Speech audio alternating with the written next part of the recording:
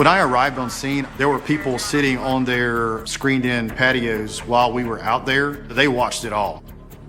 Everyone in the neighborhood was worried that something bad had happened to Fred.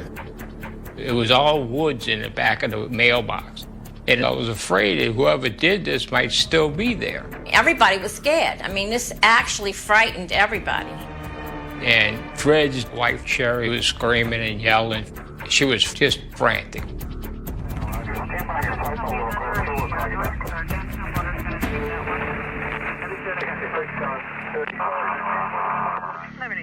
The Bloodhound tracking team members were preparing to begin their search for Fred. And that's when we noticed the door to the mailbox was open. We found blood and a pair of glasses. Someone had been drugged through this pool of blood. One of the team members saw something that caught his eye in the wood line. And when we illuminated that area with light, it was a dead body. There was a wound on the back of his head that was bleeding, and there was a shoelace that had been tied around his neck. Having no more information than that, there's a lot of question marks.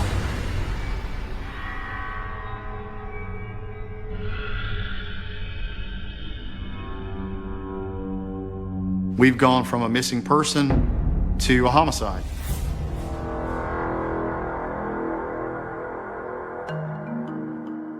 Fred lived about 30 feet across the courtyard from us.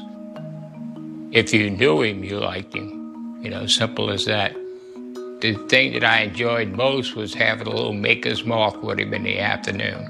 Fred was the only neighbor, because it was a new subdivision going up. He introduced himself to us, and he said, if we need anything, I'm right next door. If you need me, call me. He told us about how he was getting married. He was going to be bringing his wife from Kentucky to Myrtle Beach in a couple of months. He loved her, and Sherry thought the world of Fred. Fred did very well for himself. I don't think money was an object to him. Fred gave Sherry anything she wanted. They went to Holland, they went to China, they went to New York. He bought her a sports car with a convertible top, and anything she wanted, you know, everything was just perfect.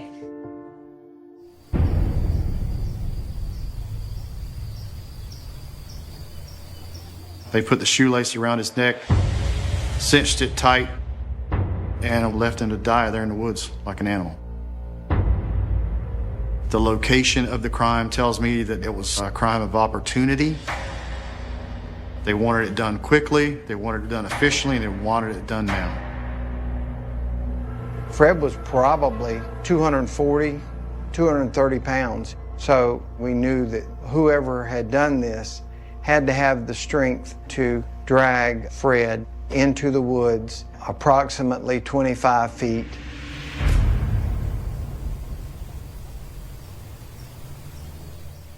They were about a size 13 work boot, and they had a very long stride. I'm looking for someone, most likely a male, who's very large and very strong.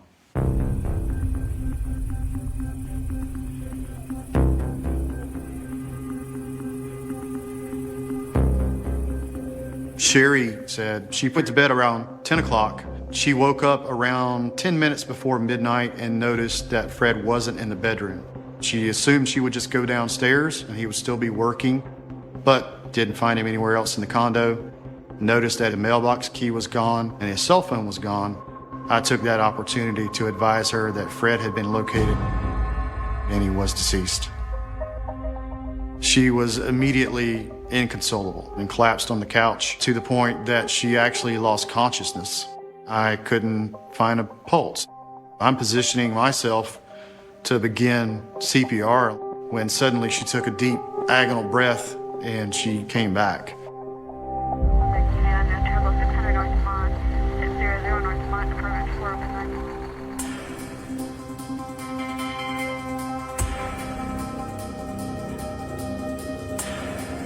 She thought that the driving was weird, driving so slowly. She also said that when the truck entered the parking lot, that the lights were already off. She told me that she sat there a few minutes and then she says, I grabbed my bag, she says, and I hurried up and locked my door and I went to my townhouse. And she said that truck just stayed there. She thought that was very abnormal and suspicious behavior for that neighborhood. But we did not have a license tag number. We didn't have a description of a driver. Leads really weren't developing at that point.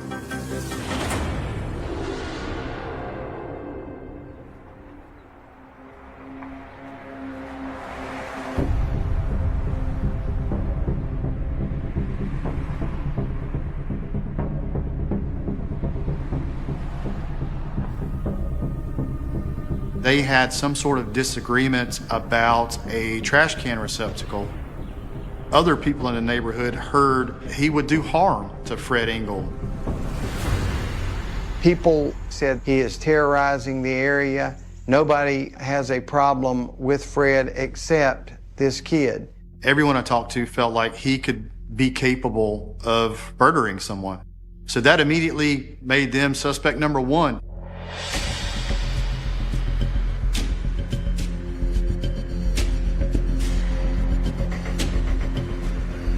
We went and recovered video surveillance footage, and it was exactly the way that juvenile claimed it would be.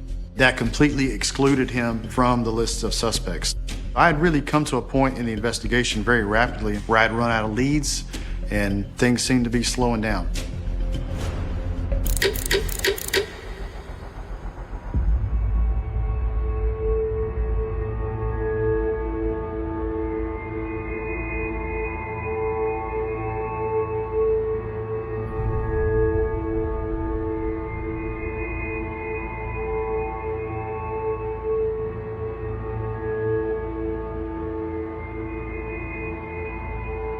The most important piece of forensic information that came from the analysis of Fred's laptop was that he powered the laptop down about 11 o'clock, and Sherry reported that she woke up around 11:50. So that narrowed the time frame down for the murder to a 50-minute window from 11 p.m. to 11:50.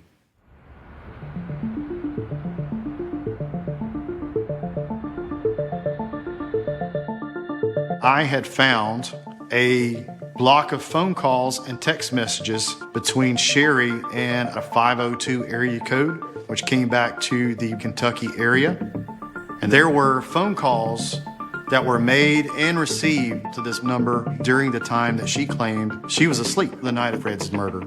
That was a big alarm bell. This number wasn't found in her previous calls list. That tells me she deleted all of the phone calls she had made during the time period where she claimed she was asleep. I knew then Sherry has a lot of information that she's keeping from me, not only now, but since the very first moment of the investigation.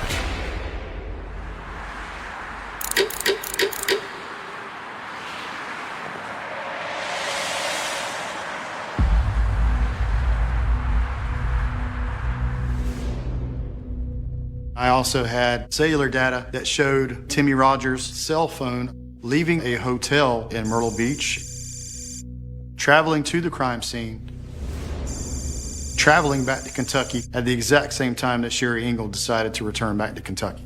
All of these pieces of information coming together has just made Timmy Rogers the prime suspect in Fred Engel's murder.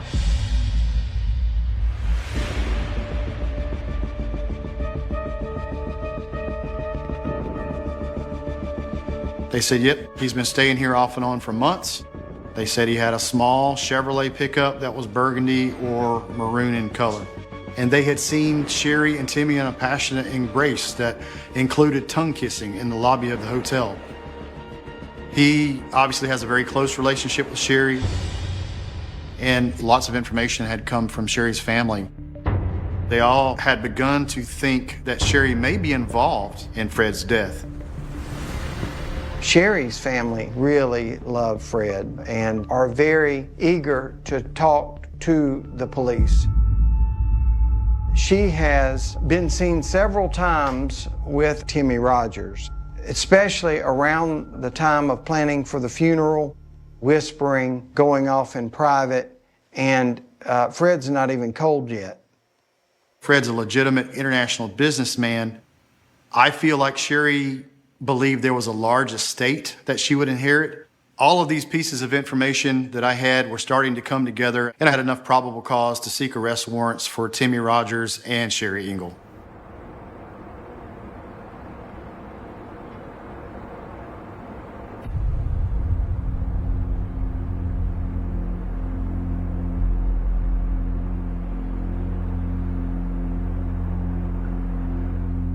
We found Sherry coming out of a drugstore.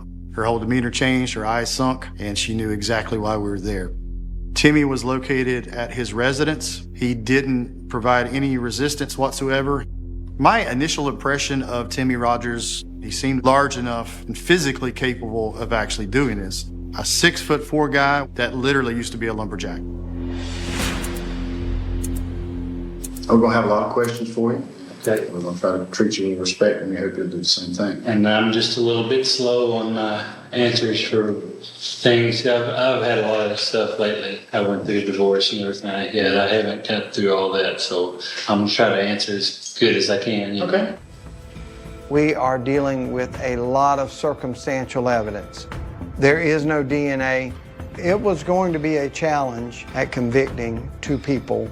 I felt like it would be important to our prosecution team to get at least one of these people on board and break the case.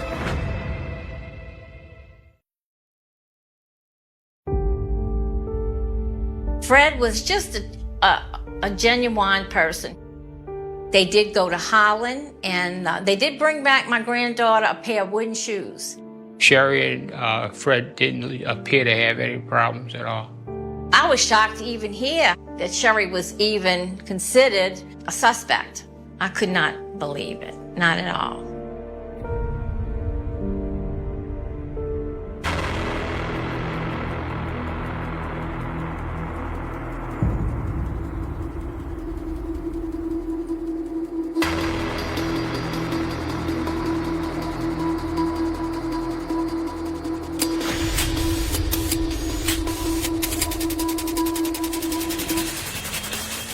Where are you living at now?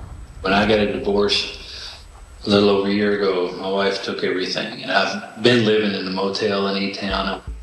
With Timmy's demeanor, I didn't feel like I could push him very far, very fast. And I wanted him to feel like he could talk to me. What happened with your previous marriage? We were married for almost 20 years.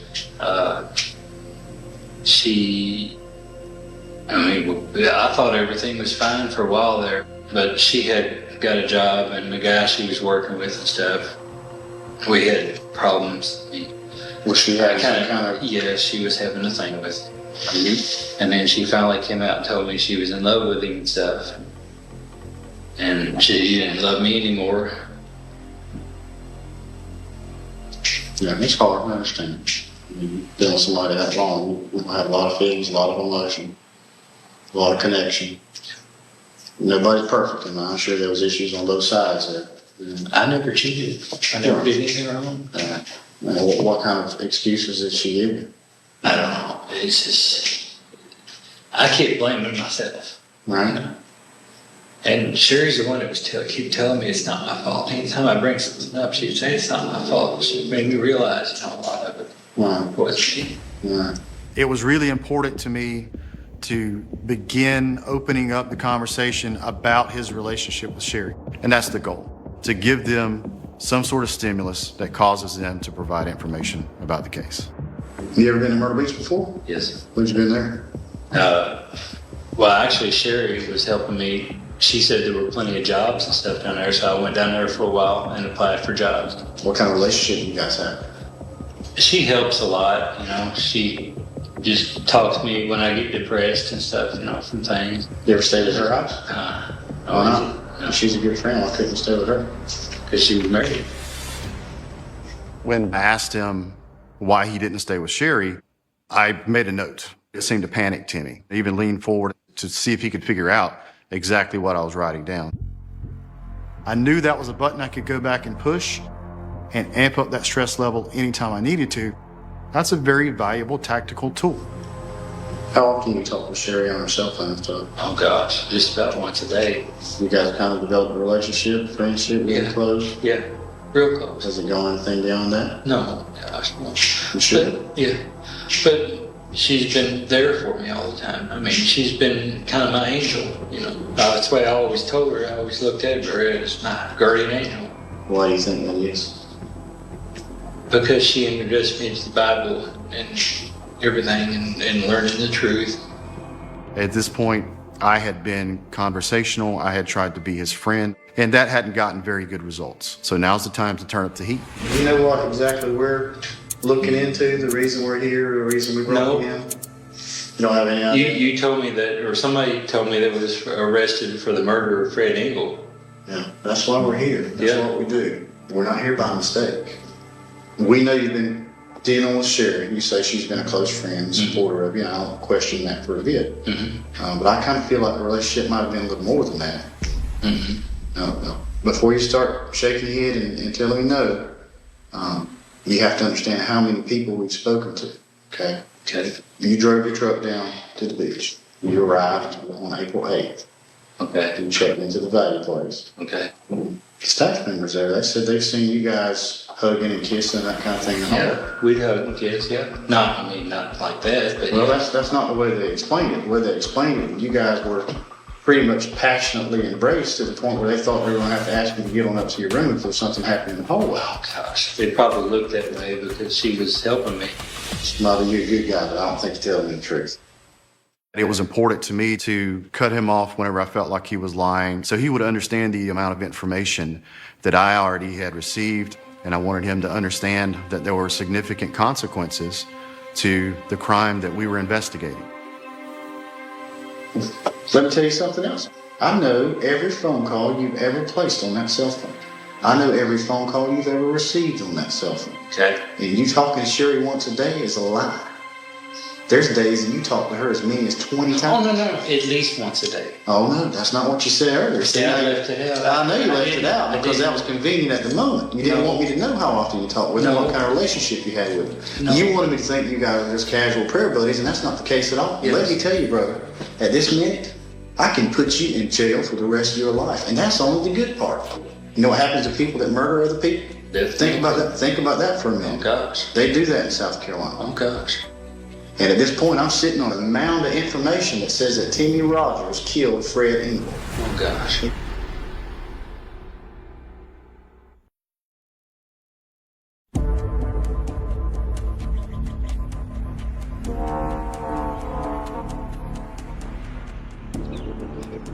You've got to decide right now whether you're going to get on board with telling us exactly what the deal is on this. You got to tell us, Timmy, because we look now, and you know what else? You know where Sherry's at right now? Where? She's at another facility. She's talking to another team of investigation, Horry County Police Department. It was an opportunity to make Timmy believe that Sherry Engel was providing all of the gory details of this case. When people realize in those situations that someone else may be speaking for them, very often it becomes very important to them to tell their own story. Just imagine what she's saying. Probably the same thing I am. I don't think she is. We've already talked with her. Before you even got here, they had her at the jail talking with her. If she tells the truth, I mean, that's what this. Well, baby, buddy. I was really hoping to get some sort of response out of him, but once again, he was able to regain his composure and not really provide any information. I know more about you than you think you do. I know you're a good person. Okay. I also know that Sherry probably put you up with this. Now y'all would have a life together, build a house. I know this stuff. Oh, good Lord. You drove your truck to Myrtle Beach. Yes. I've got people that saw your truck driving into that neighborhood with the headlights off. Now who goes to a neighborhood that they've never been before and turns their headlights off and sneaks down to the end of the street and backs up across from the mailbox station? Timmy Rogers does, because I've got a lady that's going to sit on the stand and swear on the Bible and raise her right hand that saw you. Bet you didn't know how that, did you? I didn't drive into no subdivision with my headlights off or nothing. Oh, you didn't? No. How did it happen? How did what happen? The murder of Fred Engel. I think you do, Timmy. So as this information is landing, his body is just deflating. I'm moving along at the right pace here. And the response his body's giving me is telling me that. Right before Mr. Engel was murdered, you received a call from Sherry. A few minutes later after that, you made a call to Sherry.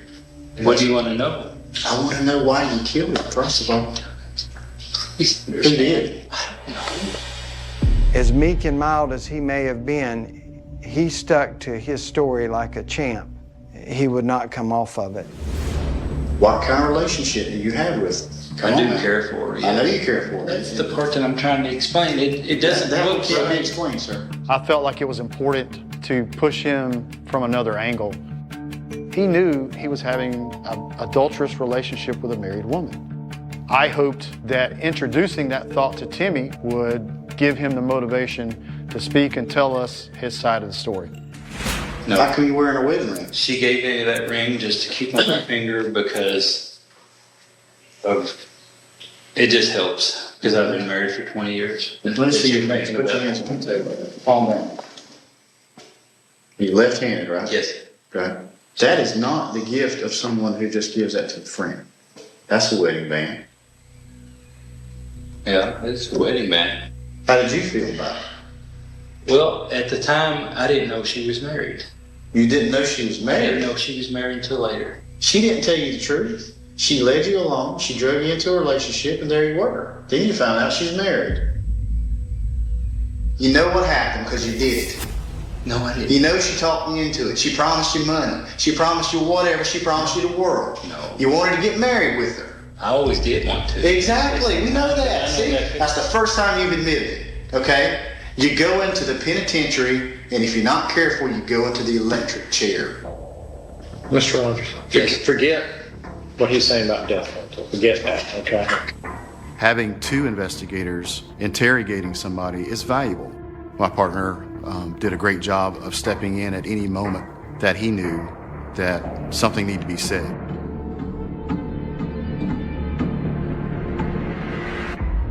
She talked you in while you're vulnerable, while you're down and out. She's seen it. She's been setting you up for a year. And she's coaxed you into doing this. She's brainwashed you into going and doing something and giving you this pretense that she was going to marry you. I didn't do nothing wrong. But I do agree that at certain times I always questioned why she would do stuff, but I always thought it was for the best, that she knew what was best for me. Because she is more intelligent than I am. Ladies and gentlemen of the jury, okay, they're going to be pointing at you. Gavel, guilty. Bye-bye. Should have never met her. Immediately, my hopes jumped really high. It was the first time he had said anything negative about Sherry in any capacity. We had crossed a threshold where he was going to be willing to actually say what he did.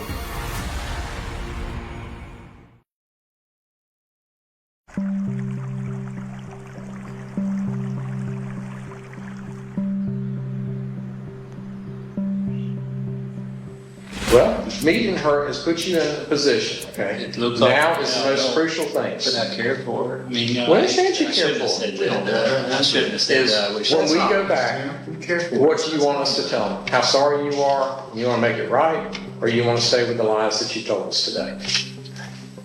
Make what right? That you What think happened? that I killed him? We don't think it. We know it.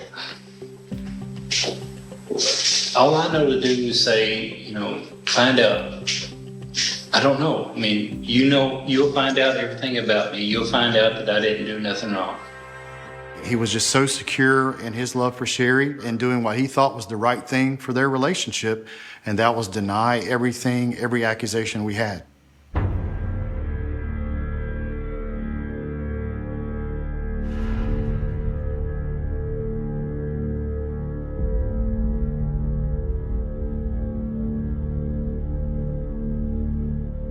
We really didn't have any direct evidence against Timmy Rogers. And without her breaking down, I think we go a little bit better than a coin toss at convicting two people for this murder. I had been dealing with Sherry Engel since the moment this crime occurred, and I felt like that she would be just like Timmy. She would deny everything. So I had some pieces of evidence and information about the case to cut her off. Did you want to discuss why we're here? I don't care. I didn't do anything. You're saying you didn't do anything wrong, but let's go back over a little bit about what happened that night. What I can remember, okay. Okay, that's fine. Okay. I need my glasses to talk to me. When did you notice this? When I woke up at 10 minutes till 12, I didn't know that he was missing. I just woke up and knew he wasn't in the bed with me, and I got up. Did you try calling Fred? Did I try calling Fred? Not till we were in the end of the garage when everybody was hunting for Fred and everything. I would call, then Karen Rickerson would call, and then I'd call, and then Karen would call. I had Sherry's cellular telephone records. I had Fred's cellular telephone records. She made no phone calls in an attempt to try to locate Fred because she already knew Fred was dead. Unfortunately, another person was arrested up here today. Tim Rogers. You know Tim? Yes, I know Tim. My understanding is that he came to Myrtle Beach looking for employment. Yes, he did. Did he stay with you when he came out? I beg your pardon? Did he stay with you when he came No, to sir. Did he ever come up? He came to the house. He spent the night at church. He stayed at the house, at my house. How many times did you do that? Probably twice, probably. Was Fred there then? Beg your pardon? Was Fred at home then? No, he wasn't. But he knew that he would have been there. I told him. I told my husband. I loved my husband. He loved me. But I needed help a lot of times when Fred wasn't there to help me.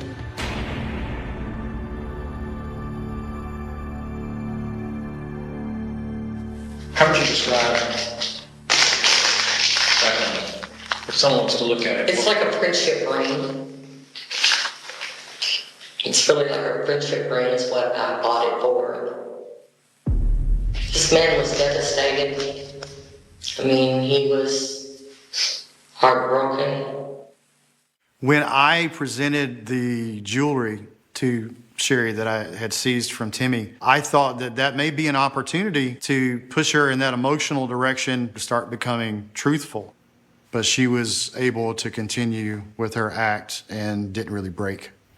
We went ahead and subpoenaed phone records just to make sure. Okay, that's fine. Those phone records showed a lot of phone calls in that 2 hours that you were asleep. Oh, I don't recall. Did you recall talking to Tim? No, sir, I don't. You don't recall him calling you? No, sir, I don't. Okay. Those calls, and it shows a good period of time, and you called, and Joe's going to show you those records that you called, which will give you the date, the time, which those times following when you said you were asleep. You woke up at 10 minutes to midnight. This right here says that you called him at 3 minutes after midnight and talked to him for 428 seconds. Explain that one to me. Ask Karen about that. Karen was standing beside me at 12 o'clock. Exact time frame, right? Actually, there's something on my phone that says, and this wasn't on here till I got to Kentucky. It says, "Hi, darling, May 26. I love you." And that's Fred. We're not talking about Fred, we're talking about you. I know what you're talking about, but I'm telling you, the phone has been really messed up, and Fred knew it because he said he was going to throw it in the Waccamaw River and get me a new one. She shifted forward and back really quickly. It was really the first time she'd shown any cracks since the beginning of the case. And we just got through speaking with Tim for 2.5 hours, and he admitted to French kissing you. I never French kissed him. I wouldn't even French kiss Fred, and Fred, that's something that the Europeans do. So did you know that Tim was madly in love with you? I thought so. Would he have taken Fred's life so he could have been with you? I don't know. In my heart, I know that Tim did it. Okay, I know that Tim took Fred's life. His truck was there. You tell me, his truck was there. I didn't know his truck was there. I'm telling you. I'm telling you, I did not know he was even near. Okay, why? If he calls you and he's sitting in the Oh box. my God.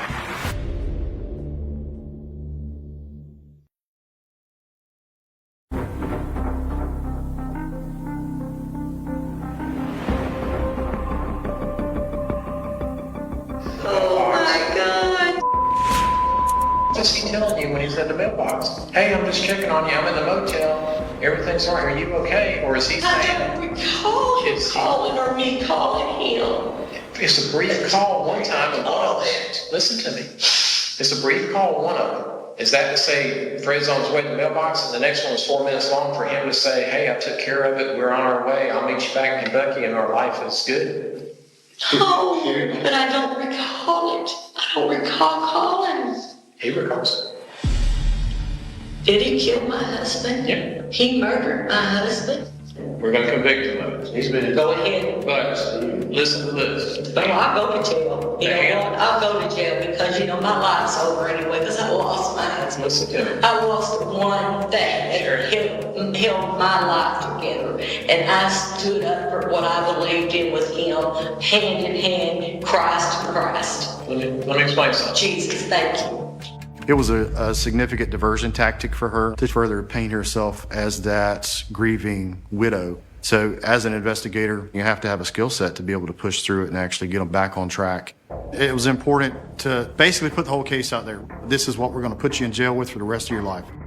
This is end up going to a trial. And the facts are that you knew Tim for some while. You exchanged jewelry with him. You were actually exchanged. You bought him jewelry. You paid for his motel. He came down there.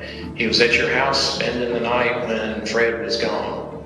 That a witness put him at the mailbox the same night, driving with no headlights on. His phone was talking to your phone talking to him. He's admitted his truck wasn't stolen, his phone wasn't stolen. You haven't said anything about your phone getting stolen. So the two people using the phones are the two of you. He's right there. I don't recall it, sir. I don't recall it. You've got some of your own family that believe that you had something to do with this. And they haven't even heard all the facts. They haven't heard it. We haven't told them. I'm not going to tell you. My brother asked me on the phone when I called today, sis, did you do it? I'm not going to say And I said, no, Lord, no, I didn't have anything to do with it. This time, you need your family, okay? And I'm not trying to spread things or break you apart more. You need it more than ever. But if they've got a doubt, don't you think that total stranger, once they hear all the evidence, is going to have a doubt? Oh, yeah. I do. I believe there's. But what am I supposed to do about it? I'm not. All we're asking for is the truth. We're not trying to make you say something that's not. But I have a hard time. And so, little juror, understanding that you were asleep, you didn't answer the phone, you didn't call anybody, but yet we've got records that you did. But the court was tomorrow. How would you defend yourself against the evidence we've got? I wouldn't. What would you do? If you're not going to defend yourself, admit guilt? No. You're fighting for your life or your freedom. I wouldn't admit guilt because I'm not guilty of anything. She denied, she tried to divert. So the last tactic I really felt like I had left was having more pointed language, more sarcasm. I didn't do anything. We know the truth is more than what you told us. I did not have anything to do with Fred's death. I'm sorry that my husband is dead. I am. You're ripping the heart out of me. And you don't even care. We care for Fred. No, you don't. I cared for Fred too. I love that man with all of my heart. That's why you slept with another man in your bed? Do you not know that he slept with other women? Fred did. That's the first I heard of it. Did you not know he had affairs before he met me on his other wives? Well, tell us about the ones with you. Did he cheat on you? Sure he did. Okay. I don't know who they were. How do you know he was He cheating? told me. Why He came home and told me. why would he tell you that? We had a very open marriage. I wasn't a very sexual person. Was the marriage based solely on him getting citizenship in the United States to work? No. I loved my husband. I did love my husband. I do love my husband. And I always loved my husband. But I didn't kill my husband. And I didn't have anything to do with it. We came at her from every angle we could think of, with every piece of evidence that we had, every possible emotional trigger we could come up with, and it just didn't get through to her.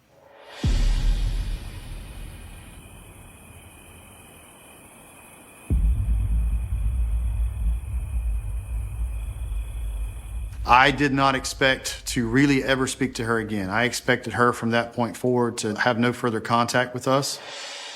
About an hour and a half after that initial interview with Sherry, she relayed a message through the sheriff's office that she wanted to speak to us again. That was very surprising. Why is it that you asked that we would come back? Has something changed or something else that you wanted to say? Tell you what happened. Okay. Tell you the truth, the whole truth, nothing but the truth.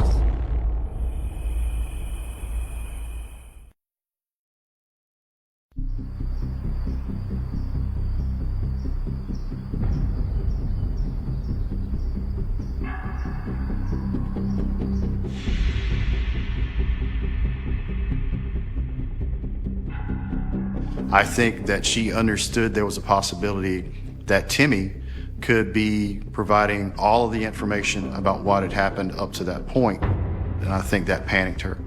She trusted him enough to kill her husband, but she didn't trust him enough to not rat her out for murder. Tim kept pushing me to leave my husband and everything. I wouldn't. And I didn't want to leave my husband. I loved my husband. And he said, I can't handle the way that he treats you. He treats you like a slave. So he kept on, and I kept sort of pushing him away, and trying to see him less and talk to him less and telling him, you know, it's not the right thing to do. He just got me to the point that I just broke. I said, well, just go ahead and do it if you're going to do it. He said when Fred got to the box, apparently mailing a letter, which I didn't know that he was mailing a letter after Tim had told me this. Uh-huh. Anyway, he said, I said, he didn't hear you? He said, no. He said, I said, what'd you do? How'd you do it? What did you do? He said, shh, you're getting too loud. I said, tell me how you did this to him. Take your time. He said, I hid in the bushes, and when he come up there and he was facing the mailboxes, he said, he walked up and stuck the gun to the back of his head and shot him. And then he just threw some kind of rope or something up way big and drug him out in the woods. Get your breath now. Oh, God, help me. Oh, Deep Jesus. breath, Sherry. Her husband wasn't shot. Timmy lied to her, which is no surprise. Murderers tell lies. But Sherry's finally expressing some real emotion, but she's still responsible for his death. It was really important to me to make a strong effort to get her to state her actual role in this. There's something still wrong. You still got all the phone calls back and forth between you. Tim wouldn't have pulled up, gone to the mailbox, and waited that night without knowing that Fred was going to come out. Someone had to have been in the house to get Fred to come out and say, go pay a bill or check the mail. You were involved. You had Fred go to that mailbox, either check the mail or pay a bill. No. Did you call him when he left on his own and say he's on the way, or? You come across with part of the truth. We need all of it. I think so, yes. You think so? What? Yes. Yes, what? Yes, I did call him. Called Tim. Yes. And said what? Remember one He's of leaving? Did he suggest that you tell Fred to go to the mailbox or something to get him out of the house? Yes. Okay. So he said, Get him go to the mailbox somehow. To have her finally provide that information was such a relief. She essentially dispatched her own husband to his own death. And the only way I knew that for sure is Sherry England confessed to it. how do you feel with yourself knowing that you had kind of helped arrange this? I'm unforgivable.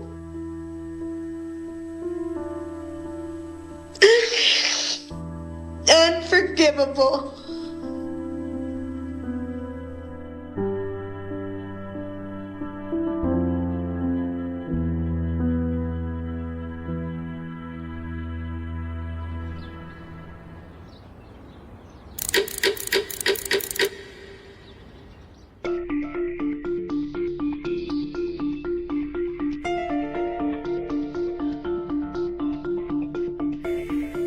This case was never a slam dunk, but when Sherry came through and told the story of what happened, now you've got direct evidence. Sherry's interrogation was so important to this case that I chose to turn Sherry as a state's witness.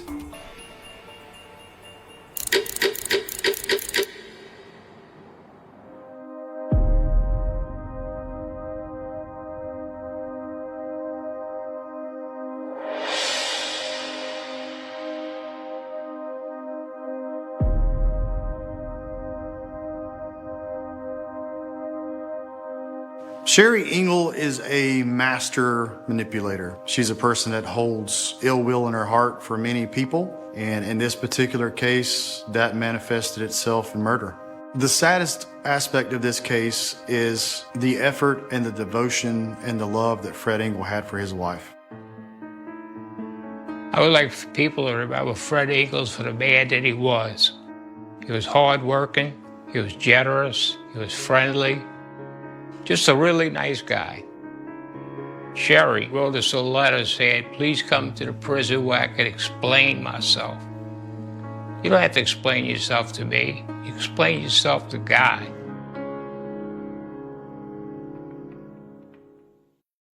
There are crimes that vanish into history. Their headlines fade, their names disappear from newspapers, and the people left behind learn to live with silence. Then there are crimes that refuse to die. They linger in whispered conversations, in dusty police files, in forgotten photographs whose faces seem to ask the same question decade after decade. In Indianapolis, one name became a shadow stretching across nearly half a century. Reporters gave the unknown predator a chilling nickname: the Indianapolis Slasher, a figure no one could identify, no witness could truly describe, and no detective could ever bring into an interrogation room. For years, it seemed the city was chasing a ghost that always stayed one step ahead. Then, after almost 50 years of dead ends, modern science forced investigators to reopen the past. What they found did not erase the horror. It simply gave the nightmare a face. The story begins long before DNA databases, surveillance cameras, or smartphones transformed criminal investigations. It begins in an Indianapolis that looked very different from the city people know today. During the 1970s, neighborhoods expanded rapidly. Families believed their streets were familiar and safe. Children rode bicycles until dusk. Young adults walked home after work without constantly checking over their shoulders. Yet beneath that ordinary rhythm, another reality was slowly taking shape. Violence existed, but random, seemingly motiveless attacks carried a particular terror. They shattered the illusion that danger could always be predicted. Police officers responded to countless assaults every year. Most followed recognizable patterns: domestic disputes, robberies gone wrong, arguments fueled by alcohol. Detectives understood those cases because motives usually emerged sooner or later. But every so often a crime scene appeared that defied explanation. The victim had been attacked with extraordinary brutality. There were no obvious signs of robbery, no clear connection to organized crime, no obvious personal enemy. Only blood, unanswered questions, and a killer who had vanished before anyone realized what had happened. The investigation that would later become associated with the Indianapolis Slasher did not immediately appear unique. Detectives initially approached it as another violent homicide. Patrol officers secured the area while crime scene technicians photographed every inch of pavement, every stain, every discarded object that might carry microscopic evidence. The medical examiner documented injuries with painstaking precision. Investigators interviewed neighbors, friends, relatives, co-workers, anyone who might explain why this particular victim had become the target. The answers never came. Witnesses remembered fragments instead of facts. One person believed they heard an argument. Another recalled seeing someone walking quickly through the darkness. Someone else thought a suspicious vehicle had driven past earlier that evening. None of those observations fit together. Each clue seemed to point toward a different story. As days turned into weeks, optimism faded. Detectives who had once believed the murderer would be identified within days began realizing they might be confronting something much more difficult. Then another violent attack occurred. The similarities were impossible to ignore. Again, there was extreme violence. Again, investigators struggled to establish any meaningful relationship between offender and victim. Again, there seemed to be little evidence capable of identifying the attacker. Indianapolis detectives suddenly faced a possibility every police department dreads.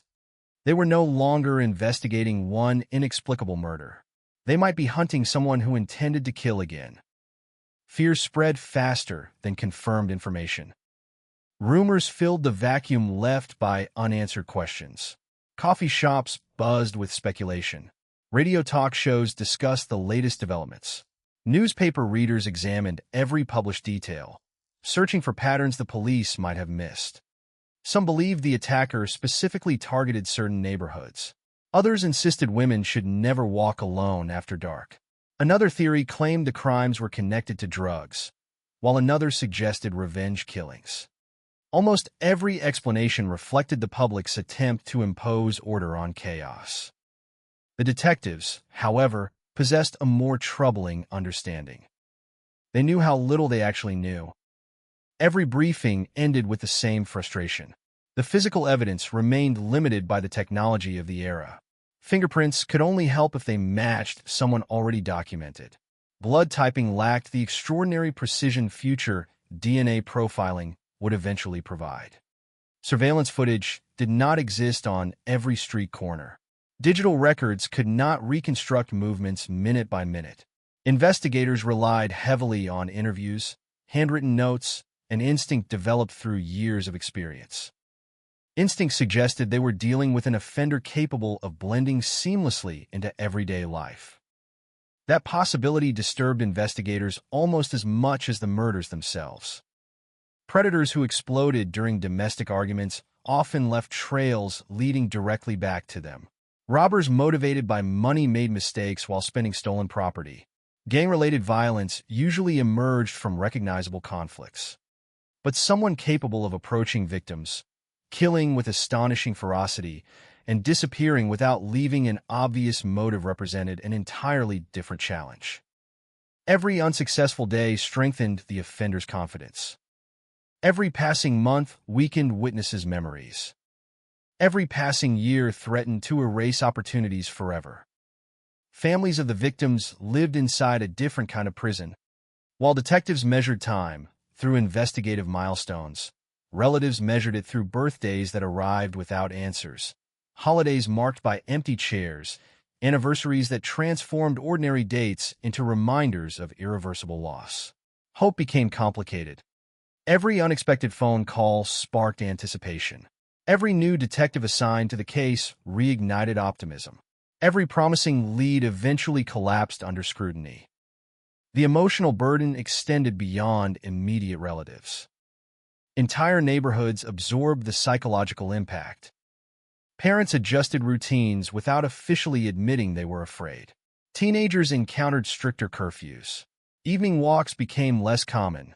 Conversations changed whenever another violent incident appeared in local headlines. People locked doors earlier. Strangers received longer, more suspicious glances. The invisible contract of community trust had been fractured. Police pressure intensified. Investigators consulted neighboring jurisdictions, wondering whether similar attacks had occurred elsewhere. Files were exchanged, crime scene photographs compared, victim backgrounds examined for hidden connections crossing county or even state lines. Detectives understood that serial offenders rarely respected jurisdictional boundaries. If the same individual had committed multiple attacks, geographical patterns might reveal opportunities overlooked within a single investigation. The comparisons produced tantalizing possibilities, but no definitive breakthrough. Some cases shared similar injuries. Others involved comparable victim profiles. Still others occurred under circumstances that seemed almost identical. Yet similarity alone could never justify criminal charges. Investigators needed evidence. Evidence remained stubbornly elusive. The unknown attacker continued existing as an outline rather than a clearly identifiable suspect. Artists produced composite sketches based upon inconsistent witness descriptions. One witness emphasized the man's eyes. Another insisted the hairstyle differed completely. Age estimates varied dramatically. Height descriptions changed from interview to interview. Detectives understood that trauma often distorted perception. Human memory, particularly during terrifying moments, rarely functions like a video recording. It captures emotional intensity while sacrificing precise detail. Public tips flooded police switchboards. Thousands of names reached investigators. Jealous former boyfriends, violent coworkers, mysterious drifters, neighbors with criminal records, traveling laborers, former military personnel, recently released prisoners. Almost everyone who appeared slightly unusual became somebody's suspect. Every credible tip demanded attention. Every interview consumed resources. Every eliminated suspect represented another dead end. The workload became relentless. Boxes of reports accumulated inside evidence rooms. Investigative binders grew thicker each month. Detectives covered office walls with maps, photographs, timelines, and handwritten notes connected by colored pins and strings. They searched relentlessly for the missing piece that would transform scattered information into a coherent narrative. It never appeared. Years passed. Personnel changed. Experienced investigators retired. New detectives inherited mountains of paperwork created by predecessors they had never met. They studied faded photographs, yellowing witness statements, laboratory reports prepared using methods already considered outdated. Every incoming investigator believed fresh eyes might discover something everyone else had overlooked. Sometimes they found promising inconsistencies. Sometimes overlooked witnesses emerged. Sometimes forgotten evidence received renewed attention. None of it proved sufficient. The Indianapolis slasher remained unidentified. Outside the police department, life continued moving forward. Businesses opened and closed. Neighborhoods changed. Children grew into adults. Technology advanced at astonishing speed. Yet inside secured evidence storage, carefully labeled envelopes remained untouched except during periodic case reviews. Detectives understood something the public often forgot. Evidence preserved correctly could outlive memories. Scientific limitations that existed today might disappear tomorrow. That belief became the investigation's quiet source of hope. Forensic science evolved steadily throughout the following decades. Techniques once considered revolutionary became obsolete. Laboratories developed increasingly sophisticated methods for analyzing biological material invisible to the naked eye. Tiny traces previously dismissed as useless suddenly became invaluable. Cases once believed impossible slowly returned to investigators' desks across America. Cold cases began warming. Not because witnesses suddenly remembered forgotten details. Not because guilty consciences finally confessed. Because science had changed the rules. Indianapolis investigators watched those developments with growing interest. Across the country, decades-old murders collapsed under the weight of newly identified DNA evidence. Unknown offenders acquired names after 30 years of anonymity. Families finally buried uncertainty alongside grief. Every successful identification elsewhere raised the same difficult question inside Indianapolis. Could their own unsolved investigation contain evidence waiting for technology that simply had not existed when the murders occurred? The possibility lingered quietly at first. Then it became impossible to ignore. Evidence technicians carefully examined preserved materials collected decades earlier. Items once processed using the best available methods were reconsidered under entirely different scientific standards. Clothing, biological samples, swabs, personal belongings. Every object represented not merely physical evidence, but a potential conversation between the past and the future. Investigators recognized both the promise and the danger. Old evidence degrades. Storage conditions matter. Handling practices from previous decades often reflected standards very different from those expected today. One mistake committed years earlier could permanently destroy opportunities for modern testing. Every decision required extraordinary caution. Laboratory specialists approached preserved evidence almost like archaeologists excavating fragile historical artifacts. Their task demanded patience measured not in hours, but in microscopic observations. The smallest biological trace could carry extraordinary significance. A single recoverable genetic profile might accomplish what thousands of interviews never could. Still, there were no guarantees. Many cold cases yielded nothing. Some evidence had deteriorated beyond usefulness. Other samples contained mixtures too complex to interpret reliably. Investigators understood hope had to remain balanced with realism. Then came a development that transformed countless cold case investigations throughout the United States. Genetic genealogy. The concept sounded almost unbelievable. Instead of searching exclusively for an exact DNA match within criminal databases, investigators could sometimes identify distant biological relatives through publicly available genealogical data, gradually constructing family trees that narrowed possibilities toward a single individual.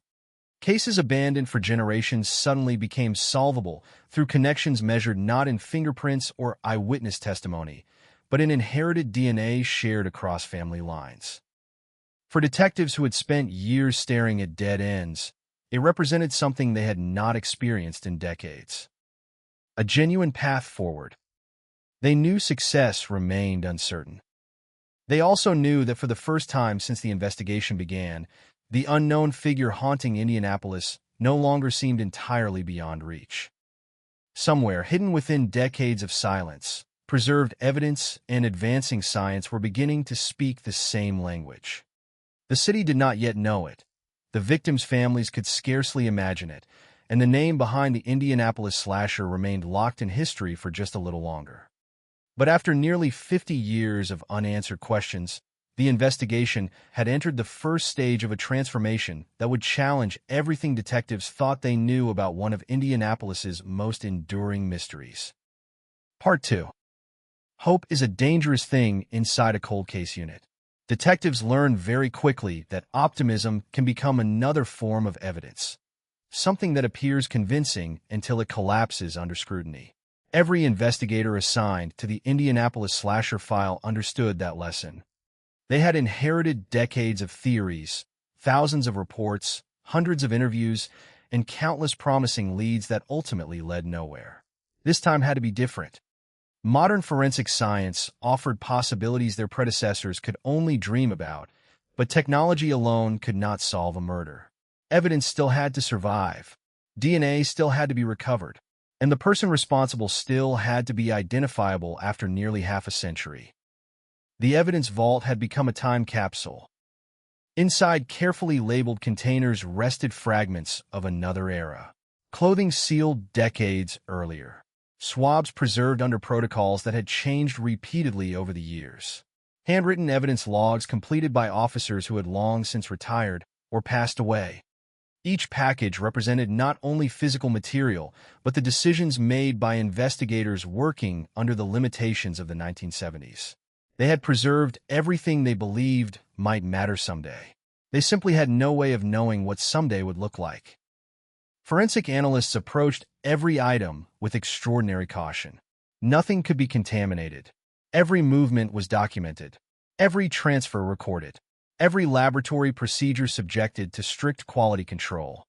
Unlike the original investigation, there would be no second chance if a viable genetic sample was accidentally compromised.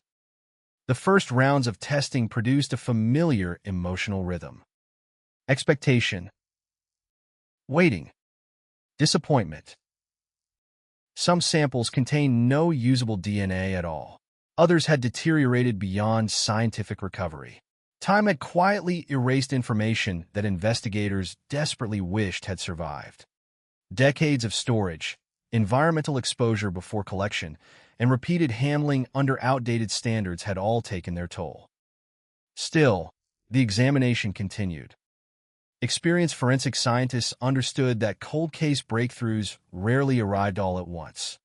Sometimes success depended upon a single overlooked fiber, a barely visible biological trace, or a minute quantity of cellular material that previous generations of technology could never have detected.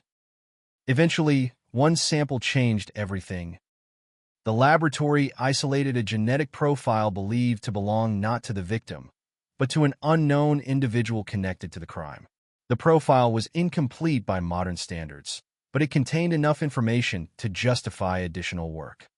Detectives had spent years chasing eyewitness memories that faded with time. Now they possessed something infinitely more valuable: a biological signature. Unlike human memory, DNA does not become confused. It does not exaggerate.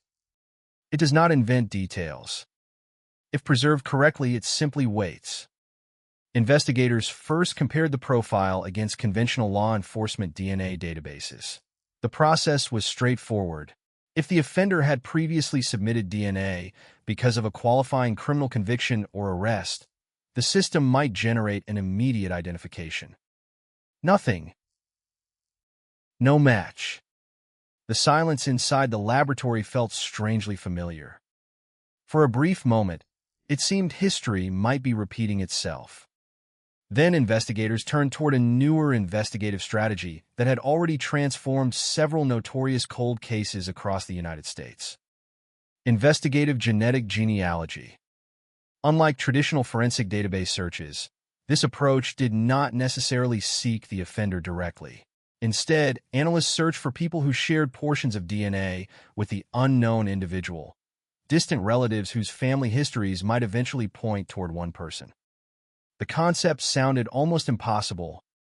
Imagine attempting to identify a stranger not by finding the stranger himself, but by discovering a third cousin, building an enormous family tree, tracing generations forward and backward, eliminating hundreds of names one by one, and slowly narrowing the possibilities until only a handful remained. It required patience bordering on obsession.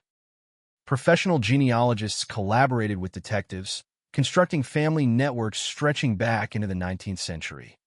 Census records, birth certificates, marriage licenses, obituaries, military registrations, cemetery records, newspaper archives. Every document became another piece of an enormous historical puzzle. Entire family branches had to be reconstructed. Children who changed surnames through marriage. Relatives who moved across state lines. Individuals born outside hospitals. Multiple generations connected through thousands of names. The investigation gradually shifted from traditional police work to something resembling historical research. Days became weeks. Weeks became months. Genealogists filled digital charts with expanding branches. Some family lines ended abruptly. Others exploded into hundreds of descendants. Every new discovery created additional work rather than immediate answers. Detectives often joked that solving modern cold cases required equal parts homicide investigation and genealogy seminar. Behind the humor, however, lay enormous pressure. Families still waited. The victims' names had never disappeared from police records. Neither had the expectation that someone, somewhere, remained responsible. As genealogical research progressed, investigators began identifying individuals who fit increasingly specific criteria. Male. Correct age during the original crimes. Connected geographically to Indianapolis. Biologically consistent with the developing family tree. Each new filter eliminated dozens of possibilities. Eventually, dozens became several. Several became only a few. At that stage, detectives returned to traditional investigative methods. Background investigations resumed. Employment histories, residential records, military service, school attendance, traffic violations, marriage records, divorce filings, property ownership, known associates, old newspaper articles. The suspects themselves had aged dramatically. Some remained alive. Others had died years earlier. Some had raised families, maintained careers, attended church, coached children's sports, and lived apparently ordinary lives while investigators quietly examined every available detail from behind the scenes. That ordinary appearance disturbed experienced detectives more than anything else. History had repeatedly demonstrated that violent offenders often succeeded because they blended into society remarkably well. Neighbors described them as friendly. Co-workers remembered them as reliable. Family members struggled to reconcile accusations with the person they believed they knew. Reality rarely resembled fictional serial killers. The most dangerous offenders frequently appeared completely unremarkable. Investigators knew appearances proved nothing. Evidence would decide everything. Surveillance operations quietly monitored living persons of interest whenever legally appropriate. Detectives sought opportunities to obtain discarded DNA through abandoned items. Drinking containers, cigarette butts, food wrappers, tissues deposited into public trash receptacles. Courts had consistently recognized that individuals generally abandon any expectation of privacy regarding such discarded property. If investigators obtained a covert sample, the laboratory could determine whether the DNA matched the profile preserved from the crime scene decades earlier. The process demanded absolute discretion. An innocent person should never become the subject of public suspicion based merely upon genealogical proximity. Every step required confidentiality. Every conclusion required verification. Several individuals were eliminated. Their DNA simply did not match. Months of investigative effort disappeared with a single laboratory report. Yet instead of discouragement, detectives experienced something unusual. Confidence. Each elimination strengthened the integrity of the investigation. The family tree continued narrowing. The evidence continued pointing toward fewer possibilities. Then another candidate emerged. His background immediately attracted attention. He had lived within the geographic area relevant to the original investigation. His age aligned with the offender profile developed years earlier. Genealogically, he fit where investigators expected the unknown individual to appear. Unlike previous candidates, nothing immediately excluded him. Detectives remained cautious. Coincidences happen. Genealogical investigations generate possibilities, not proof. They quietly expanded the background investigation. Employment, vehicles, addresses, known acquaintances, historical movements, public records stretching back decades, old city directories, archived newspaper references, tax documentation where available. Everything contributed to an increasingly detailed portrait. The deeper investigators looked, the more interested they became. Still, professional discipline demanded restraint. Only DNA could establish whether their growing suspicion reflected reality. Without it, they possessed merely another theory added to a file already overflowing with abandoned theories. Obtaining the necessary comparison required careful planning. If the individual remained alive, investigators needed a lawful opportunity to collect abandoned biological material. If deceased, alternative legal and forensic pathways might become necessary depending upon available biological relatives and preserved evidence. Each scenario involved different legal considerations. Each required meticulous preparation.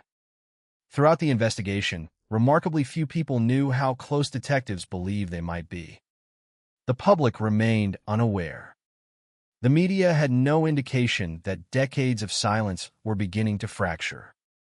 Families continued living their lives without realizing that behind secure laboratory doors, scientists and investigators were inching toward an answer that had seemed impossible for nearly 50 years. Inside police headquarters, however, the atmosphere had changed. Veteran detectives recognized subtle differences.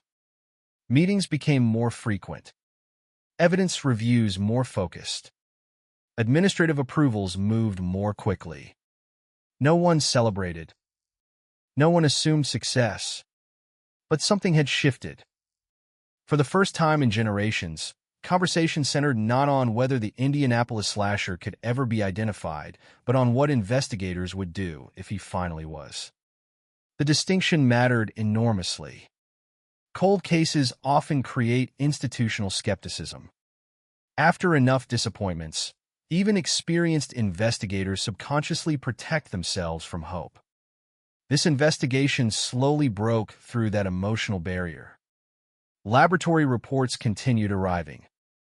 Genealogical charts expanded. Historical records filled remaining gaps. Each independent line of inquiry began supporting the same emerging conclusion. The unknown DNA profile no longer existed in isolation. It belonged somewhere. To someone. Someone whose identity seemed increasingly within reach. Detectives reviewed every assumption repeatedly. Could contamination explain the results? Independent laboratories verified procedures. Could investigators be following confirmation bias? Alternative hypotheses were actively tested. Could another family member fit equally well? Additional genealogical work attempted to answer exactly that question. Professional skepticism remained essential. Wrongful identification would devastate innocent families while destroying decades of investigative credibility. Everything had to withstand courtroom-level scrutiny, even if prosecution ultimately proved impossible because of the passage of time. One reality became impossible to ignore. The person investigators increasingly suspected had lived freely while generations of detectives searched unsuccessfully for answers. Entire careers had begun and ended without identifying him. Police chiefs had retired. Mayors had changed. Technology had evolved beyond imagination. The city itself had transformed. Yet somewhere within all those years, the man detectives now examined had continued living an apparently ordinary existence. Perhaps he believed history had buried the truth forever. Perhaps he assumed every surviving witness had forgotten. Perhaps he never imagined that microscopic biological evidence left behind in another century would one day become the most powerful witness against him. Science had quietly erased the protection time once provided. The calendar no longer favored the unknown killer. Every passing decade had strengthened forensic capabilities instead of weakening them.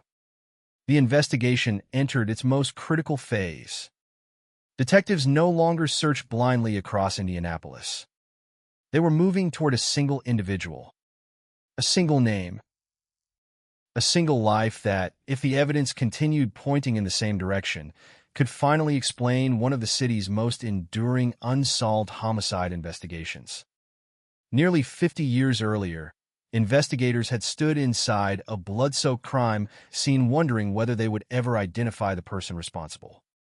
Now, after decades of frustration, disappointment, and relentless persistence, that answer appeared closer than anyone involved in the original investigation could possibly have imagined. The closer investigators moved toward a single suspect, the more dangerous certainty became.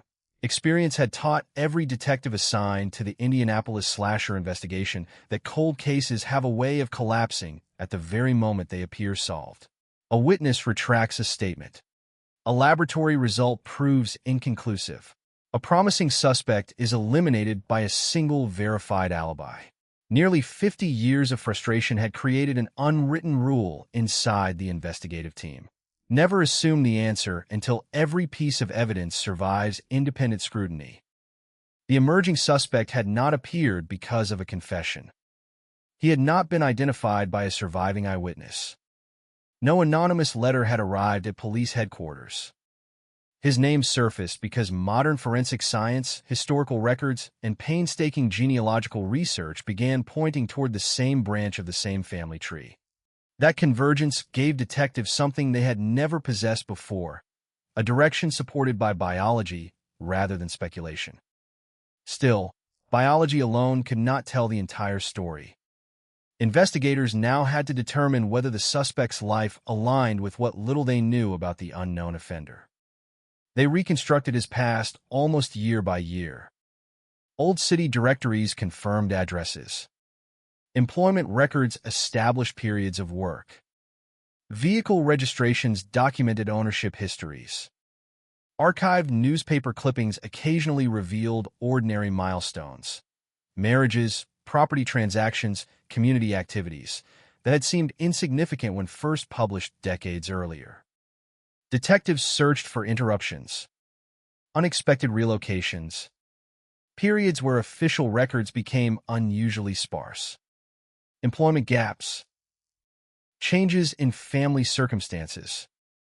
Nothing was dismissed.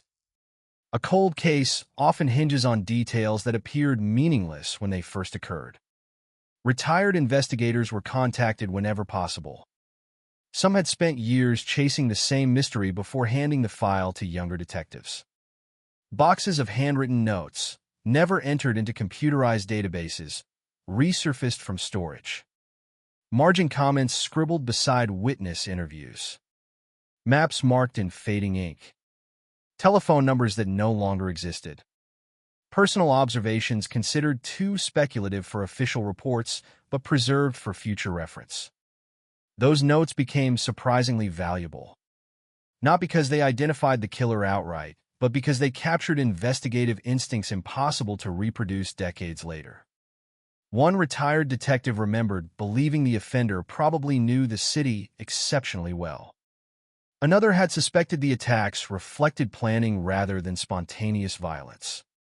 A third had noted subtle consistencies in victimology that never quite reached the level of admissible evidence. Individually, those observations proved little. Together, they revealed how experienced investigators had slowly developed an image of an offender they could never identify. Now that image could finally be compared against a real person. Behavioral analysts reviewed the historical evidence again. Although offender profiling can never identify a specific individual, it sometimes helps investigators evaluate whether emerging evidence appears consistent with observed behavior. The original crimes suggested an offender capable of controlling situations rapidly. The violence appeared deliberate. The attacks demonstrated extraordinary determination. There was little evidence of panic or improvisation. If those interpretations were accurate, detectives expected the offender to function normally in many areas of life. That expectation disturbed them. Popular culture often portrays violent offenders as visibly unstable, constantly attracting attention through bizarre conduct. Reality is frequently more unsettling. Many offenders maintain employment, pay taxes, raise children, attend social gatherings, appear polite. The separation between public identity and private violence can remain hidden for years, sometimes forever. Investigators quietly interviewed individuals who had known the emerging suspect at different stages of his life. The conversations required remarkable sensitivity. Detectives could not simply announce that they believed someone might be connected to a notorious cold case. Questions instead focused on ordinary memories. What kind of person was he? How did he react under stress? Did he frequently travel? Did anything about his behavior seem unusual in retrospect? Most responses painted an image that was almost disappointingly ordinary. Reliable worker. Quiet neighbor. Reserved personality. Occasionally short-tempered. Nothing that immediately suggested involvement in one of Indianapolis' most enduring unsolved investigations. But seasoned detectives recognized something important. Normal descriptions neither confirmed nor eliminated suspicion. History repeatedly demonstrates that acquaintances often describe violent offenders using surprisingly ordinary language. People remember the version they experienced, not the version hidden from public view. Meanwhile, forensic specialists continued refining the DNA analysis. Technology had improved dramatically even during the course of the renewed investigation. Methods capable of extracting information from degraded samples became increasingly sophisticated. Scientists carefully evaluated statistical probabilities, random match likelihoods, potential contamination pathways, laboratory reproducibility. Every conclusion underwent repeated verification. The evidence had to survive the highest possible standard, especially in a case carrying enormous public attention. Detectives also revisited the original crime scene documentation. Photography from the 1970s lacked today's digital clarity, yet careful examination occasionally revealed overlooked relationships. Measurements were reanalyzed. Evidence locations digitized. Modern mapping software reconstructed the physical environment as accurately as historical records allowed. Investigators walked surviving streets themselves. Some buildings had disappeared. Others remained remarkably unchanged. Traffic patterns differed. Lighting had evolved. Entire neighborhoods had transformed. Even so, standing where the original investigators once stood offered valuable perspective. Distances that appeared insignificant on paper felt very different in person. Escape routes became easier to visualize. Potential witness locations made more sense. Small geographical observations accumulated into broader understanding. Every reconstruction emphasized one reality. The offender almost certainly relied upon familiarity. Whoever committed the attack appeared comfortable navigating the area. He moved efficiently. He escaped without leaving an obvious trail. That confidence suggested experience rather than luck. Detectives compared those observations with the suspect's documented movements during the relevant period. The geographical overlap attracted increasing attention. Again, not proof, but another independent factor moving in the same direction. As the investigation intensified, prosecutors became more deeply involved. Although many cold case identifications occur after suspects have died, investigators still prepare every major development as though criminal charges remain possible. Legal review protects the integrity of the investigation. Evidence collection. Laboratory procedures. Chain of custody. Witness interviews. Genealogical methodology. Everything required careful documentation. Defense attorneys would undoubtedly challenge every step if prosecution ever became feasible.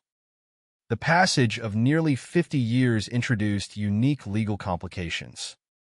Some witnesses had died. Others suffered memory loss. Certain records no longer existed. Evidence handling standards from the 1970s differed substantially from current forensic expectations. Prosecutors and investigators understood that identifying a suspect and proving guilt beyond a reasonable doubt are not always the same objective. Still, establishing the truth carried enormous importance. Families deserved answers. Communities deserved historical accuracy. Victims deserved names attached not only to their own stories, but also to the individual responsible. During internal meetings, detectives occasionally reflected upon how differently the original investigation might have unfolded had today's technology existed in the 1970s. A few skin cells, an invisible biological trace, a DNA profile generated within days, security cameras documenting movements, automatic license plate readers, cell phone location data, digital financial records, social media. Modern homicide investigations operate inside a world almost unimaginable to detectives working nearly half a century earlier. Yet those earlier investigators had preserved enough evidence to give future science a chance. That decision proved invaluable. Without their careful evidence collection, the renewed investigation would have possessed little more than speculation. The case also underscored another uncomfortable truth. Many notorious cold cases remain unsolved not because detectives failed to investigate aggressively, but because the necessary technology simply did not exist. Patience, in some investigations, becomes another investigative tool. Across the United States, law enforcement agencies watched the Indianapolis investigation with quiet interest. Cold case units everywhere recognized familiar patterns. Preserved evidence. Genealogical reconstruction. Incremental elimination.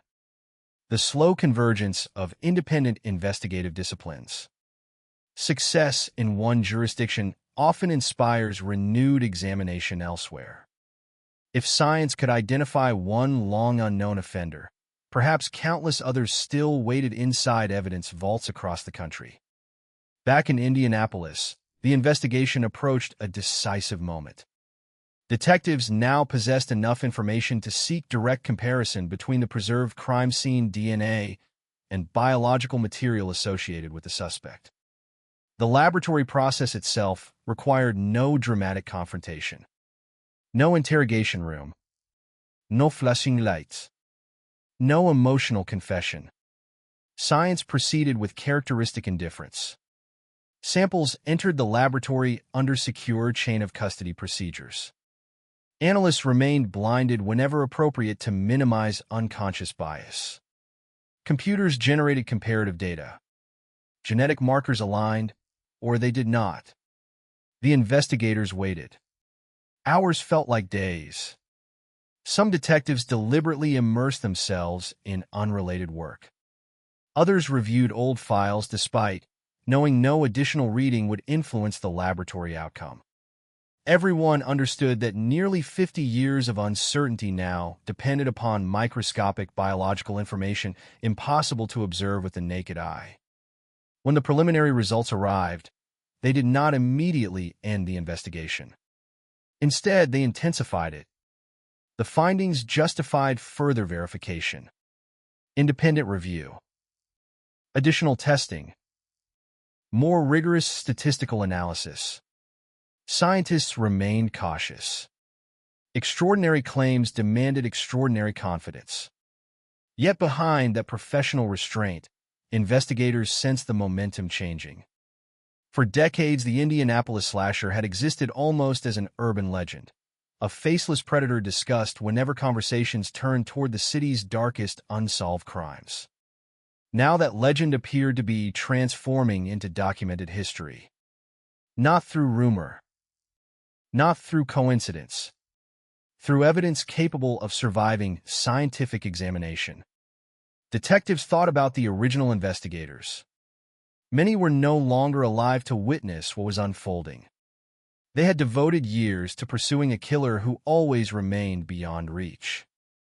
They never experienced the forensic revolution now unfolding inside modern laboratories. Their persistence, however, made these breakthroughs possible. Every preserved exhibit, every carefully labeled envelope, every evidence log, every crime scene photograph. Those decisions echoed across half a century. Outside police headquarters, life continued as usual. Traffic moved through downtown streets. Children played in parks. Restaurants filled with customers. Most residents had no idea that one of the city's oldest mysteries was quietly approaching a historic turning point. The headlines had not yet been written. The public announcement had not yet arrived. Families still carried decades of uncertainty. But inside secure investigative offices, the distance between an unknown killer and a named individual had become smaller than at any point since the crimes first shocked Indianapolis. For nearly 50 years, time had protected the person responsible. Now, paradoxically, time itself was becoming the instrument that threatened to expose him. Time has a way of changing everything except the truth. Buildings are demolished. Streets are renamed. Witnesses grow old. Detectives retire. Entire generations come and go without ever hearing the names that once dominated newspaper headlines. But evidence, if preserved carefully enough, exists outside the ordinary passage of time. It does not forget. It waits. And after nearly 5 decades, investigators found themselves standing at the threshold of a possibility that earlier generations had scarcely dared to imagine. The laboratory did not celebrate. There were no dramatic announcements. No detective burst through the doors holding a file and declaring the mystery solved. Real forensic work is quieter than that. Every promising result creates more questions than answers. The preliminary DNA comparison suggested investigators were moving in the right direction, but protocol demanded verification. Independent analysts repeated portions of the testing. Statistical calculations were reviewed again. Chain of custody documentation stretching back decades was examined line by line to ensure nothing could later undermine the integrity of the evidence. One overlooked mistake could destroy years of work. The scientists understood that. So did the detectives. Inside conference rooms, homicide investigators, forensic specialists, prosecutors, and laboratory personnel met repeatedly to evaluate every development. Each participant approached the evidence from a different perspective. The detectives asked whether the scientific findings fit the historical investigation. The forensic analysts examined whether the biological evidence remained reliable after decades of preservation. The prosecutors evaluated whether the evidence, if challenged in court, could survive legal scrutiny. No single discipline controlled the investigation anymore. It had become a collaborative effort unlike anything imagined when the original murders occurred. Meanwhile, investigators continued expanding the suspect's historical profile. By now, they knew far more about his life than the original detectives had ever known.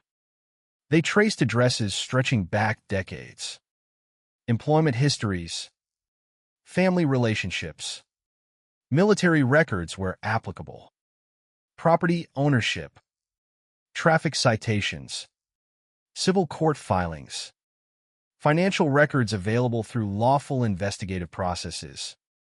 The goal was no longer simply to identify a suspect. It was to understand whether his documented life intersected with the circumstances surrounding the crimes. Patterns slowly emerged. Certain locations repeatedly appeared. Neighborhoods once considered coincidental suddenly acquired greater significance. Old addresses overlapped with areas familiar to investigators from the original case file. Again, none of these facts independently established guilt.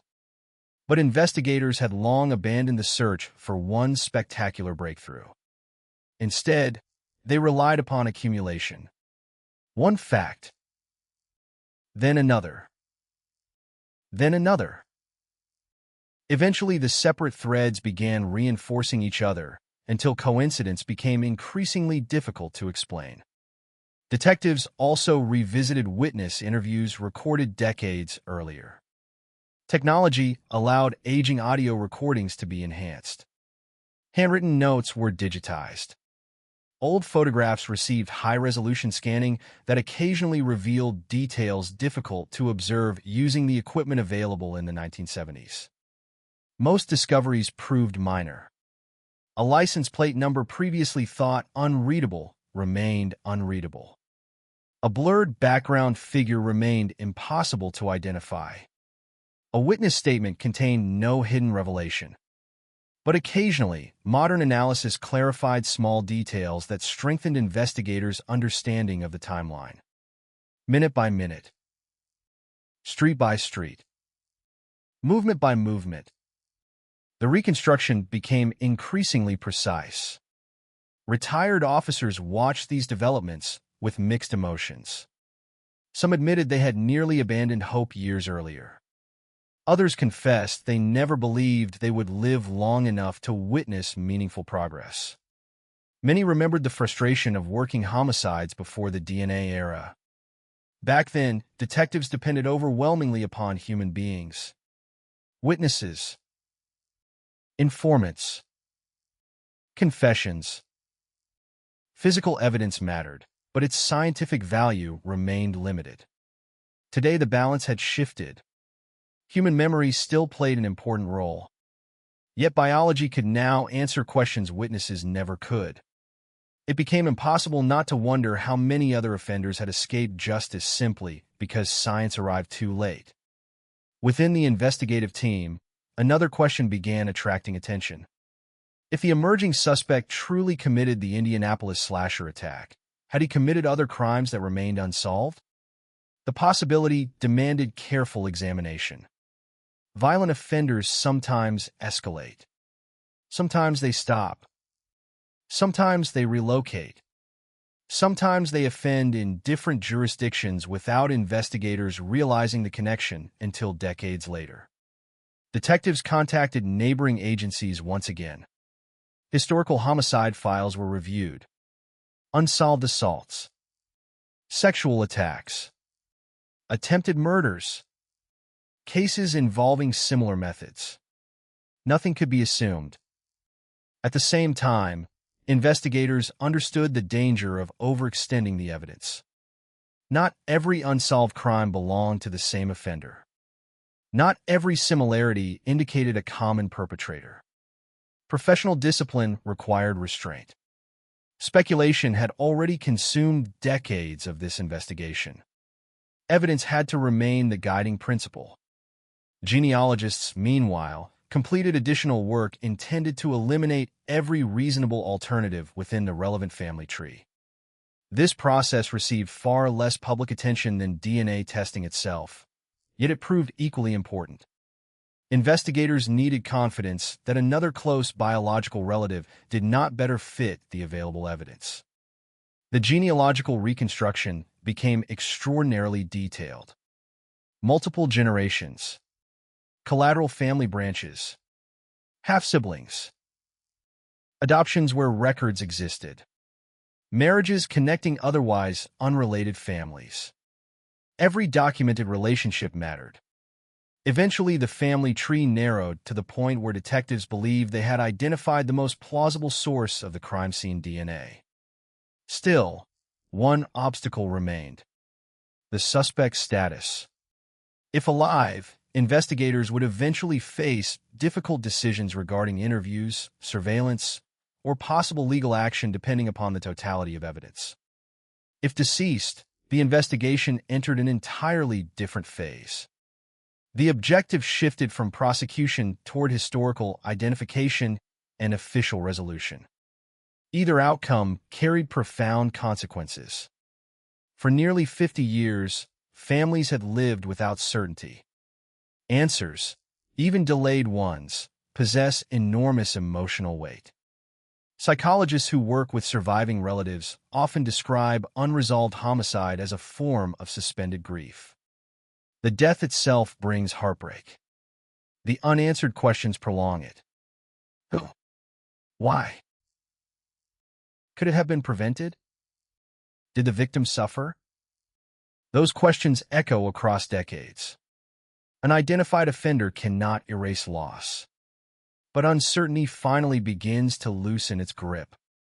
Investigators remained acutely aware of that responsibility. Every public statement required careful preparation. Every conclusion demanded overwhelming support.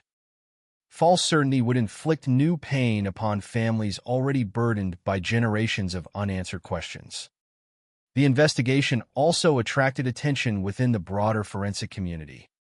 Experts recognized the Indianapolis case as another demonstration of how preserved evidence and investigative genetic genealogy could transform long-forgotten investigations. Training conferences quietly discussed similar methodologies. Cold case units exchanged experiences. Laboratories refined best practices.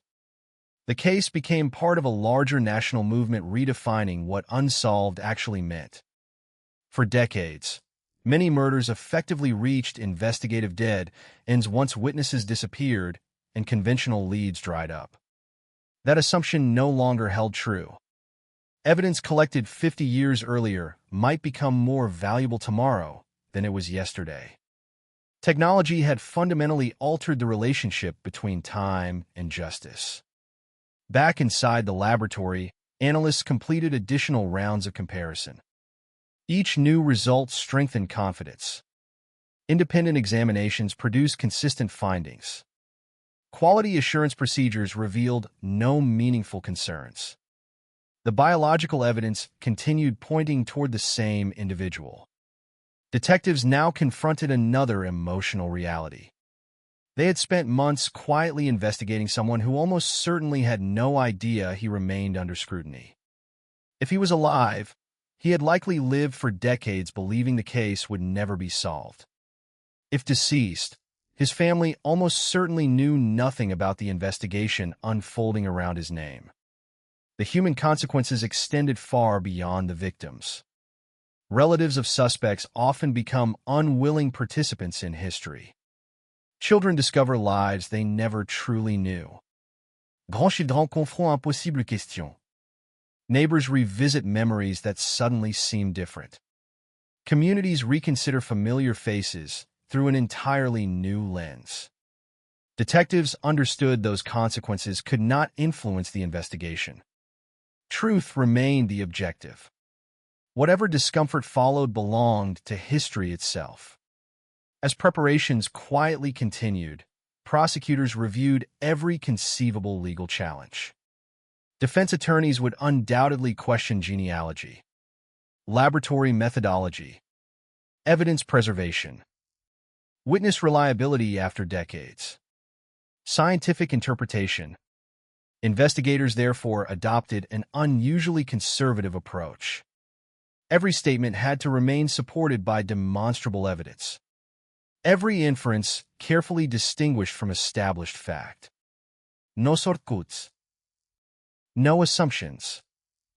Nearly 50 years of waiting justified extraordinary patience. One detective reportedly observed during an internal meeting that the case had already survived half a century. It could survive a few more weeks if additional verification strengthened the final conclusion. No one disagreed. Outside the investigation, Indianapolis moved through another ordinary season. Rush hour traffic clogged familiar roads. Children left for school. Businesses opened every morning. Most residents remained unaware that one of the city's oldest criminal mysteries stood on the verge of a dramatic transformation. The silence surrounding the investigation was intentional. Premature publicity could compromise remaining investigative steps. Journalists occasionally inquired about cold case developments, but officials revealed little. Behind those carefully measured public responses, however, momentum continued building.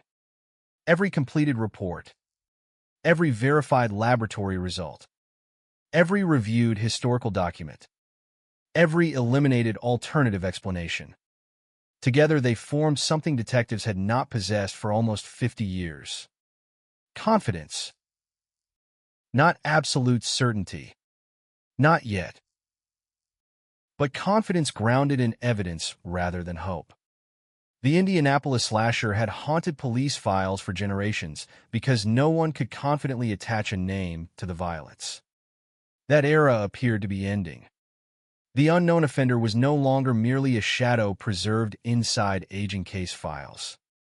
He was becoming a documented individual whose past could finally be examined, whose movements could be reconstructed, and whose biological connection to the crime scene had survived nearly half a century of silence.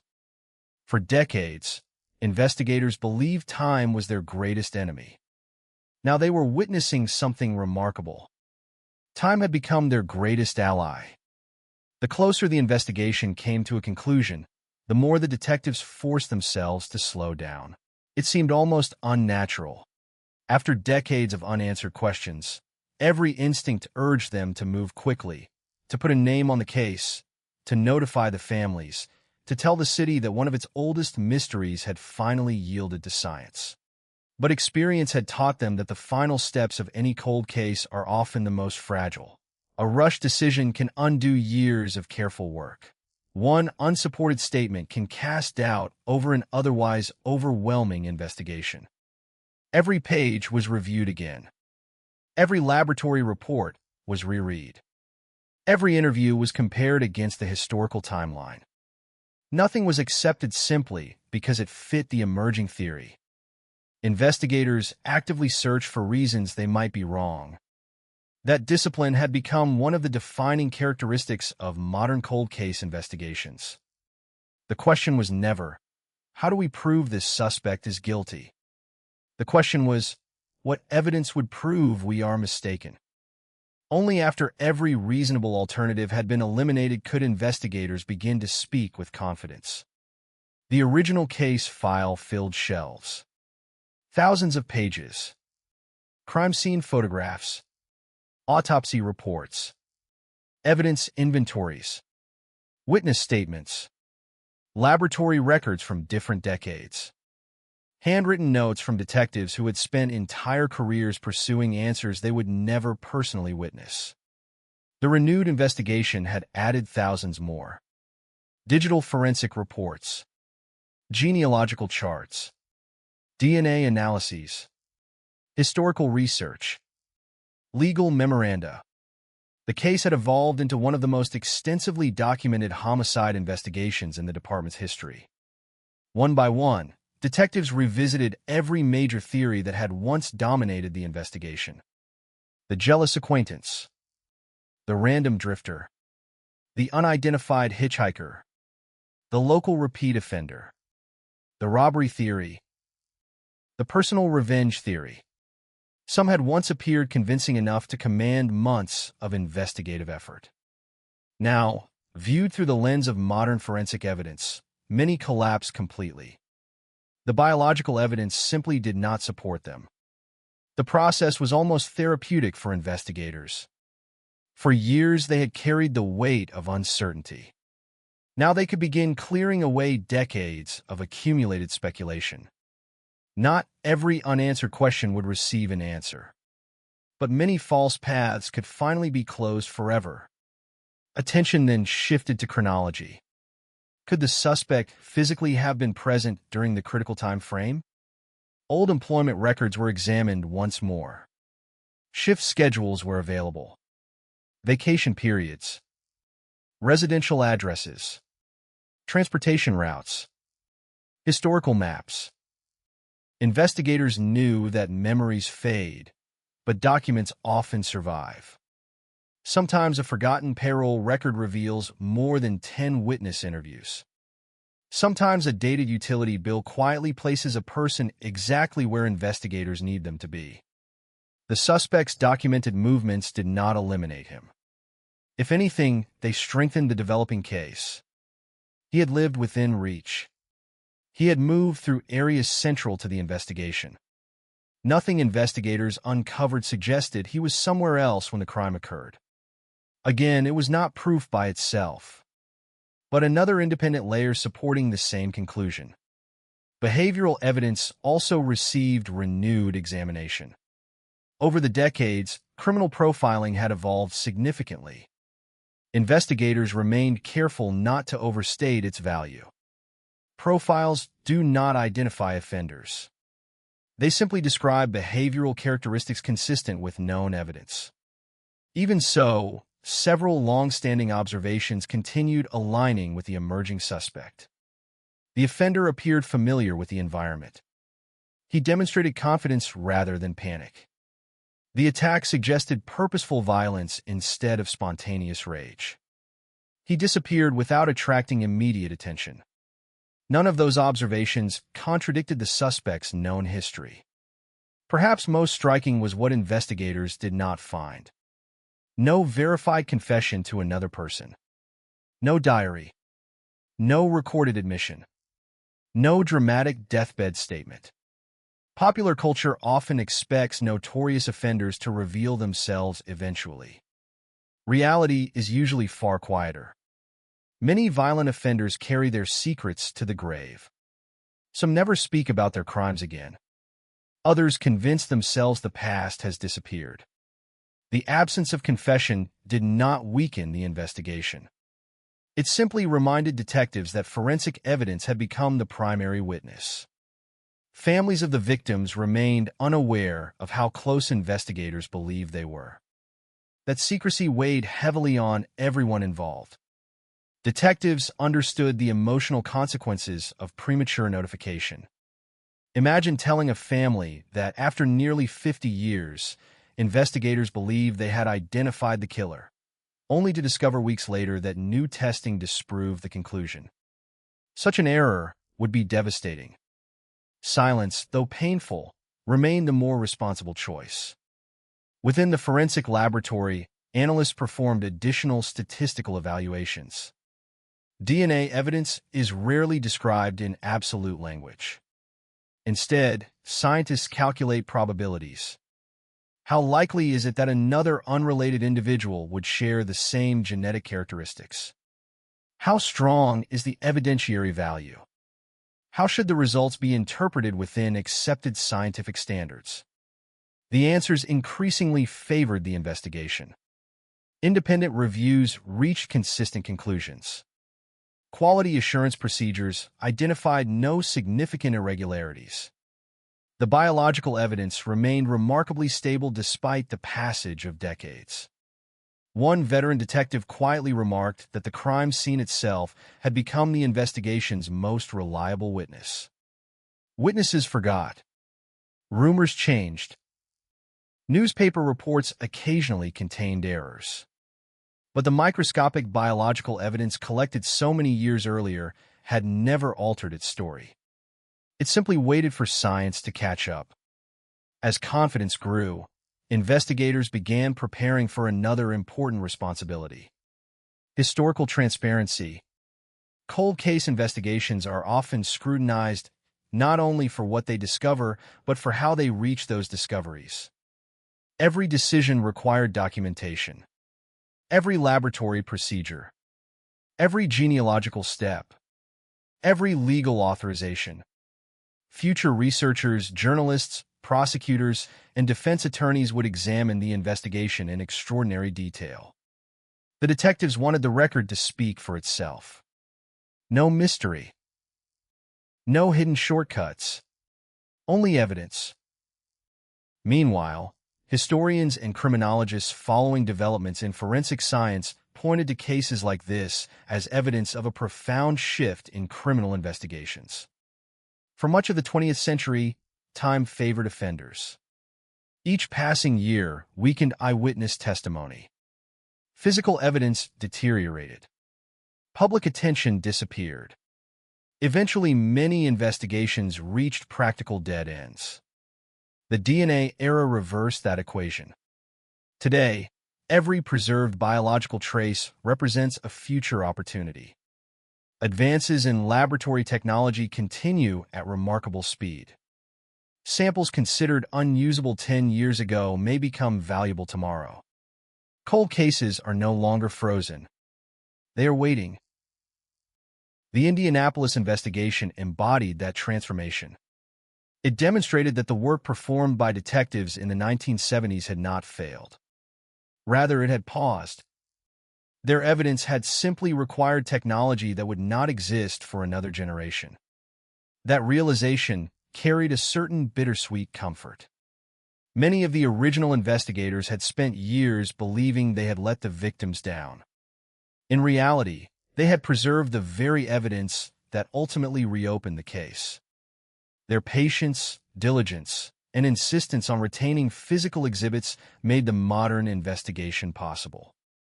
Without those decisions, there would have been no DNA profile, no genealogical research, no emerging suspect, only unanswered questions. Investigators also reflected on how differently the public now viewed forensic science. Television dramas often portray DNA analysis as instantaneous. Evidence arrives in the laboratory. Minutes later, a computer displays the suspect's name. Real investigations bear little resemblance to fiction. The Indianapolis slasher case required months of laboratory work. Months more of genealogy, historical research, legal review, repeated verification.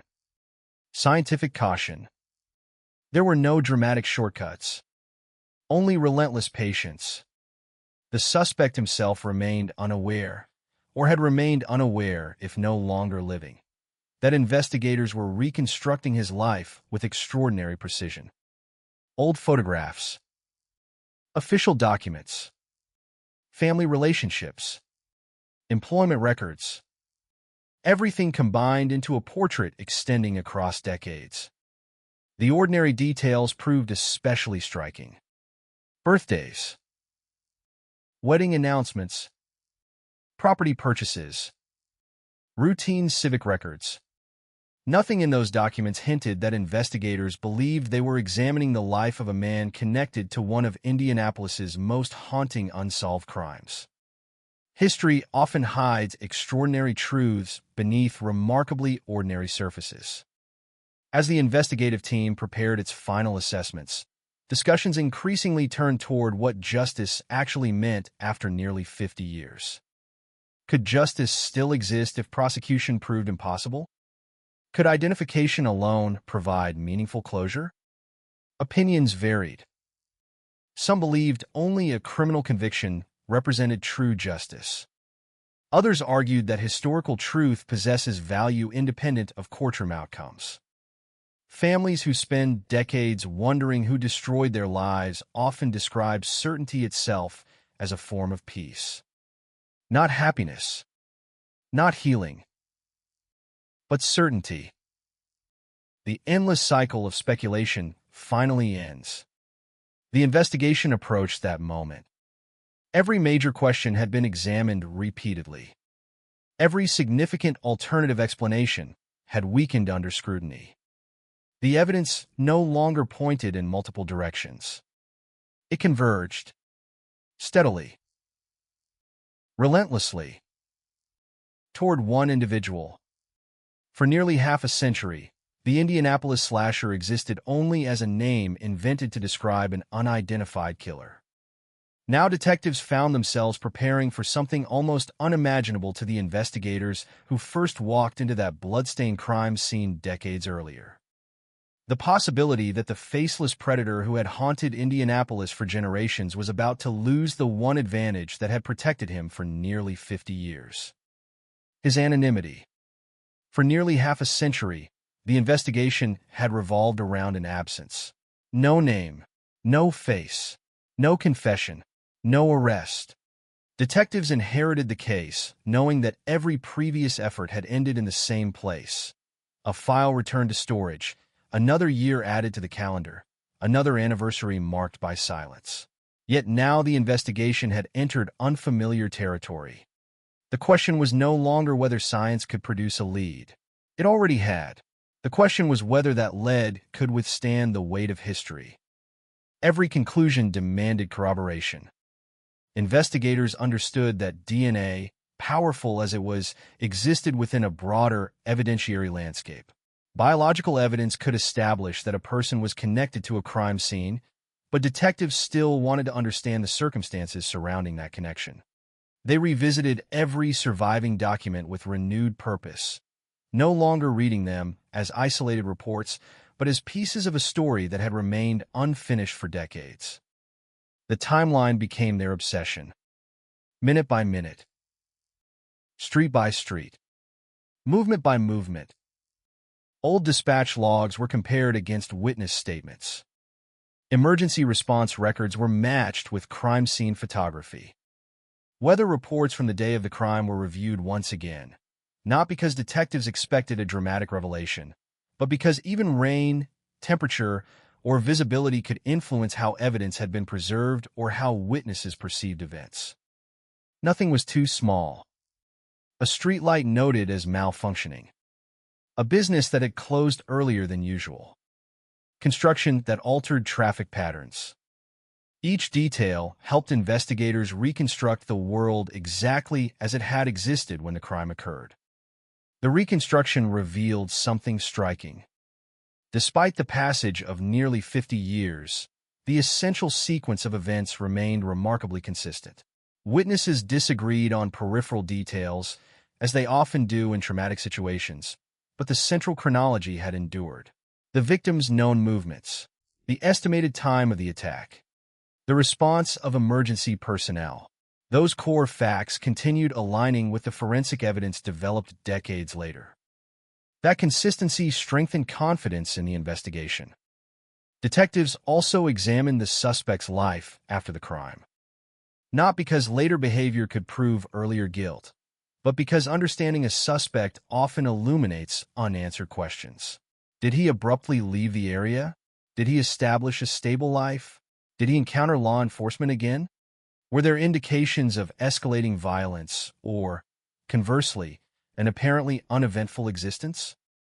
The answers were complicated. Public records painted the picture of someone who blended into ordinary society. Routine employment, ordinary addresses, expected interactions with government agencies. Nothing resembling the sensational image often associated with notorious violent offenders. To investigators, that normality was not surprising. One of the most enduring lessons of criminal investigation is that extraordinary crimes are frequently committed by individuals whose public lives appear entirely unremarkable. Neighbors rarely suspect. Coworkers seldom notice. Families often struggle to reconcile allegations with the person they believe they knew. Reality is uncomfortable precisely because it lacks dramatic warning signs. Behind closed doors, prosecutors began evaluating practical realities. If the suspect remained alive, could charges still be pursued? Would sufficient admissible evidence exist after decades of delay? Could surviving witnesses testify effectively? Had any critical evidence been lost through no fault of investigators? Each question carried legal significance. Cold cases do not receive exceptions simply because they are old. The burden of proof remains the same. Evidence must satisfy the same standards as it would in any contemporary homicide prosecution. If the suspect had died, however, the legal landscape changed entirely. Criminal prosecution ends with death. Historical accountability does not. Law enforcement agencies increasingly recognize the importance of officially identifying offenders even when courtroom proceedings are impossible. Families deserve truthful answers. Public records deserve correction. Victims deserve recognition that investigators never abandoned their pursuit of justice. Within the investigative team, emotions remained carefully controlled. Years of experience had taught detectives not to celebrate prematurely. Even as evidence accumulated, they maintained professional skepticism. Alternative explanations continued to be explored. Additional comparisons were performed. Independent experts reviewed portions of the forensic work. The goal was not merely to reach a conclusion. It was to reach a conclusion capable of surviving future scrutiny by scientists, historians, journalists, and legal experts alike. One aspect of the investigation proved especially meaningful. The evidence collected during the original investigation had been preserved with remarkable care. Detectives from the 1970s could never have anticipated investigative genetic genealogy. They had never heard of modern DNA sequencing. Yet they understood a timeless principle of homicide investigation. Never discard evidence that may matter later. That decision echoed across generations. Evidence envelopes sealed decades earlier became the foundation of a 21st century investigation. Handwritten inventory logs preserve continuity across half a century. The work of officers long retired continued speaking through meticulously maintained records. For younger detectives, the experience carried a profound lesson. Every crime scene deserves complete documentation. Every item deserves careful preservation. No investigator can predict what future science may accomplish. The Indianapolis case became living proof. As preparations continued, detectives quietly considered how the public might respond. For decades, the Indianapolis slasher had existed almost as a legend. People discussed the case in books, newspaper retrospectives, television programs, and conversations about Indiana's most enduring mysteries. Many assumed the identity of the offender would never be known. An announcement identifying a suspect after nearly 50 years would inevitably attract national attention. That attention required careful management. Investigators had no interest in sensationalism. They wanted the evidence to remain the focus. Not speculation. Not myth. Not exaggerated storytelling. Only documented facts. The families occupied the center of every discussion. Long before any public statement, they would deserve private notification whenever possible. Detectives understood that each family had experienced the investigation differently. Some relatives had remained deeply engaged over the decades. Others had withdrawn from public attention, exhausted by years of disappointment. Some younger family members had grown up knowing the case only through stories told by parents and grandparents. Entire generations had inherited unanswered questions. Now investigators prepared to provide answers that many had stopped expecting. Behind the scenes, forensic genealogy continued receiving attention from law enforcement agencies nationwide. The Indianapolis investigation demonstrated both its extraordinary promise and its limitations. Genealogy did not replace traditional detective work. It complemented it. Without preserved DNA, genealogy could accomplish nothing. Without historical records, family trees remained incomplete. Without experienced investigators interpreting the evidence, biological relationships alone could never explain a crime. The breakthrough resulted from collaboration. Science. History. Police work. Law. Each discipline strengthened the others. Investigators occasionally paused to reflect on the remarkable contrast between the beginning and the present. When the crime occurred, reports were typed on paper. Photographs required film. Communication depended upon telephones, radios, and face-to-face meetings. Today, investigators navigated digital archives, sophisticated DNA software, and historical databases containing millions of searchable records. The passage of time had not merely changed technology. It had transformed the very philosophy of criminal investigation. Cases once considered hopeless now demanded renewed attention. As the evidence approached its final evaluation, detectives sensed that their role was changing. For years they had searched for answers. Soon they would become responsible for explaining those answers. Every statement would matter. Every word would be examined. Accuracy outweighed speed. Precision outweighed drama. The investigation had waited nearly half a century. There was no reason to rush the final chapter. One detective later reflected that solving a cold case rarely feels like the triumphant ending portrayed in movies. There is no sudden release of tension. No applause. Instead, there is quiet confirmation. A laboratory report. A carefully reviewed document. A meeting where experienced investigators gradually realize that every independent line of evidence points toward the same conclusion. The emotional impact arrives slowly, not because the evidence is weak, but because the truth has spent so many years hidden that accepting it requires time. That was exactly where the Indianapolis slasher investigation now stood. The mystery that had resisted generations of detectives was no longer sustained by missing evidence. It was sustained only by the careful pace of responsible investigation. Every verification completed. Every alternative examined. Every scientific safeguard respected. The unknown figure who had haunted Indianapolis for nearly 50 years was becoming less of a phantom with each passing day.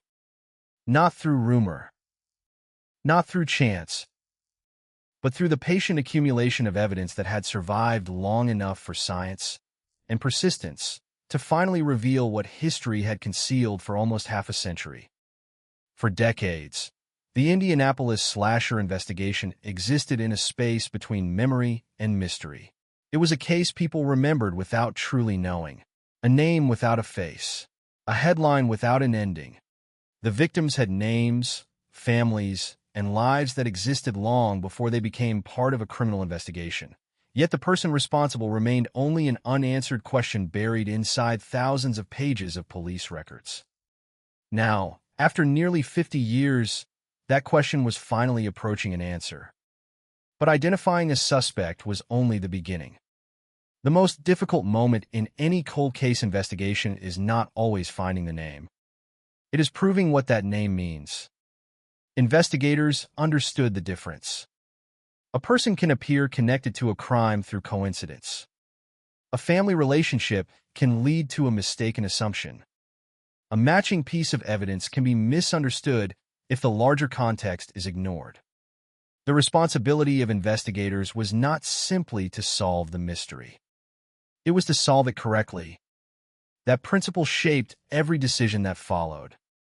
The investigative team returned once again to the foundation of the case, the victims. Before the unknown offender had a nickname, before newspapers created a frightening image, before the investigation became one of Indianapolis's most persistent mysteries, there were real people whose lives had been violently interrupted. Detectives believed every cold case begins and ends with remembering that fact. The victims were not evidence. They were not photographs in an archive. They were not names printed in old newspapers. They were human beings. They had families waiting for answers. They had friends who carried memories. They had futures that disappeared in a moment of violence. That understanding prevented the investigation from becoming only a search for a criminal. It remained a search for justice. Investigators carefully reviewed victimology once again. Who were the victims? What were their routines? Where did they spend their time? Who knew them? What connections existed between their lives?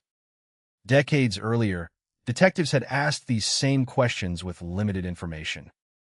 Now they approached them with new tools and a new perspective. The goal was not to create a theory. The goal was to determine whether the emerging suspect could realistically fit into the world surrounding the crimes. Investigators examined geography. A map of Indianapolis from the era was reconstructed. Old streets, former businesses, residential areas, transportation routes, places that existed only in archived photographs. Modern Indianapolis looked different, but beneath the changes remained the same basic geography. Distance mattered. Opportunity mattered. Familiarity mattered.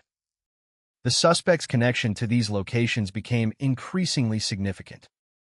A person who knew an area well possessed advantages a stranger would not have. Knowledge of shortcuts, understanding of neighborhood patterns, awareness of when streets were quiet, awareness of where witnesses were unlikely to appear. Criminal investigations often depend on opportunity. The location itself can become a silent witness. The geography of the crimes had always suggested someone comfortable moving through the environment. Now investigators had a person whose history placed him within that environment. Still, they remained careful. Being nearby did not equal guilt. Millions of people lived, worked, and traveled through Indianapolis during that period. The investigation required more than possibility. It required connection. That connection continued strengthening through forensic evidence. The DNA profile remained the central pillar. Every additional review confirmed the same conclusion. The genetic material recovered decades earlier was consistent with the identified individual. The statistical probability of coincidence became increasingly remote. But detectives knew the public often misunderstood DNA evidence. A DNA match does not explain motive. It does not automatically reveal what happened. It does not tell investigators the emotional state of an offender or the circumstances surrounding a crime. DNA answers one crucial question: who was connected to the evidence? The rest of the investigation had to answer the others. Why? How? When? Could the evidence be explained another way? Those questions guided the next phase. Investigators examined whether the suspect had any known connection to the victims. This was one of the most important unanswered questions. Many violent crimes involve relationships, family conflicts, romantic disputes, financial motives, personal revenge. But some of the most frightening crimes involve strangers. The absence of an obvious connection often creates the greatest fear because it destroys the public's sense of predictability. If the victims and offender were strangers, then the investigation depended even more heavily on forensic evidence. There was no personal history to uncover, no argument to reconstruct, no obvious motive waiting inside a relationship, only the evidence left behind. Investigators also reviewed whether the suspect had appeared in previous police records. Not every contact with law enforcement indicates criminal behavior. Traffic violations, minor disputes, routine interactions. Such records must be interpreted carefully. Detectives search for relevance, not simply information. The question was whether any documented behavior aligned with the investigation or revealed previously unknown connections. The review produced a more complete picture of the individual's life. Like most people, it contained ordinary moments, employment, relationships, responsibilities, challenges, personal changes. There was no simple portrait of a villain. Real investigations rarely provide one. The person behind a notorious crime may have lived a life filled with ordinary experiences alongside the hidden truth investigators were attempting to uncover. That contradiction became one of the most unsettling aspects of the case. How could someone connected to such violence exist for decades among neighbors, co-workers, and family members without discovery? The answer lies partly in the nature of time itself. Every year that passed reduced public attention. Every decade created more distance. People moved. Communities changed. Memories faded. The urgency surrounding the crime gradually disappeared from public consciousness. For the offender, time may have appeared to be an ally. But time also preserved the evidence. That was the paradox of the investigation. The same years that buried the case also carried it forward. As investigators prepared their final conclusions, they also considered the possibility of confronting the suspect directly if circumstances allowed. Interviews with aging suspects require careful strategy. A person who has lived for decades without consequences may react unpredictably when questioned about events from the distant past. Some deny immediately. Some express confusion. Some attempt to explain away evidence. Others remain silent. Detectives prepared for every possibility. But they also understood that any interview would come after the evidence had already spoken. They were not searching for a confession to solve the case. They were seeking confirmation and accountability. The investigation no longer depended on a person's willingness to admit wrongdoing. That was one of the greatest changes brought by modern forensic science. In earlier decades, investigators often needed someone to talk. Today, evidence can speak independently. As the case moved closer to public resolution, officials began preparing communication strategies. How do you explain nearly 50 years of uncertainty in a few minutes? How do you announce that a mystery discussed for generations has finally changed? How do you balance public interest with respect for victims' families? Those questions mattered. The story was not simply about a suspect. It was about people who had waited decades for answers. It was about investigators from different generations who had carried the same responsibility. It was about the power of science to reopen doors that appeared permanently closed. The Indianapolis slasher case had become something larger than a single investigation. It represented every cold case sitting inside evidence rooms across the country. Every family waiting for a phone call. Every detective wondering whether one forgotten detail might still matter. The progress achieved in Indianapolis offered a message that reached far beyond one city. Time does not always erase. Sometimes it preserves. Sometimes the smallest piece of evidence survives long enough to meet the technology capable of understanding it. And sometimes, after decades of silence, the truth returns. As the final reviews continued, investigators found themselves looking back at the beginning of the case. The first officers arriving at the scene. The early detectives searching for answers. The families wading through years of disappointment. None of them could have imagined that the solution would come from microscopic evidence analyzed by technology that did not exist when the crime occurred. Yet that was exactly what was happening. The investigation that began with uncertainty was now defined by precision. The case that once depended on memory was now supported by science. The killer who had remained a shadow for generations was no longer protected by anonymity. The final steps were approaching.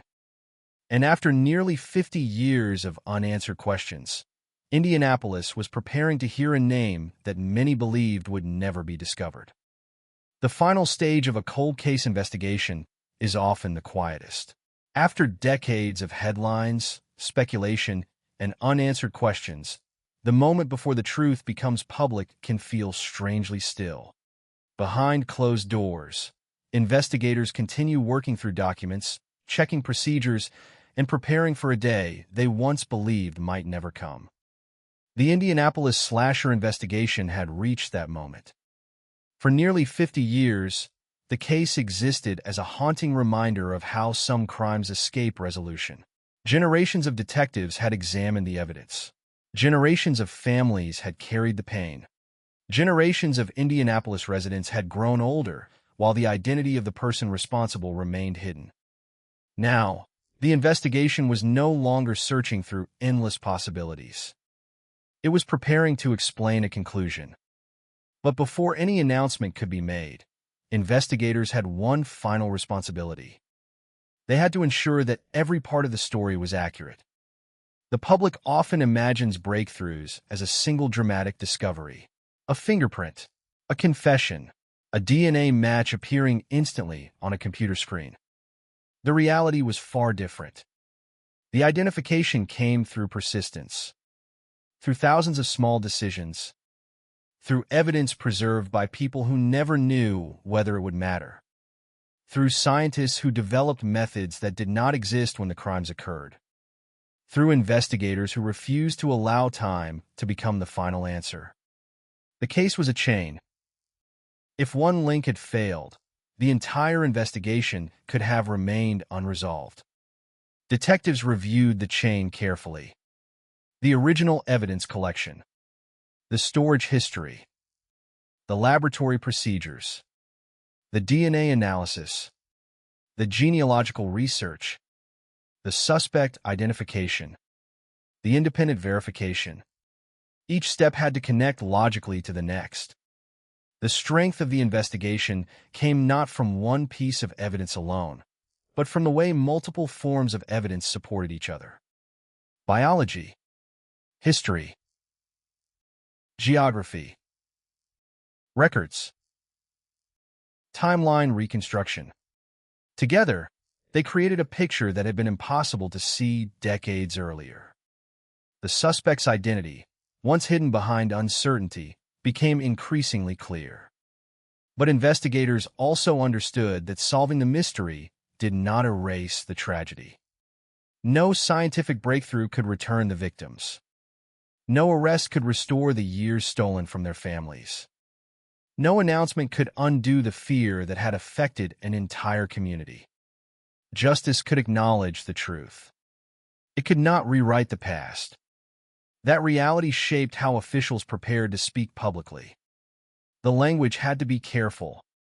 A cold case, solved after decades, carries enormous emotional weight. Every word can affect victims' relatives, surviving witnesses, and communities that remember the original events. Officials avoided exaggeration. They avoided turning a painful history into entertainment.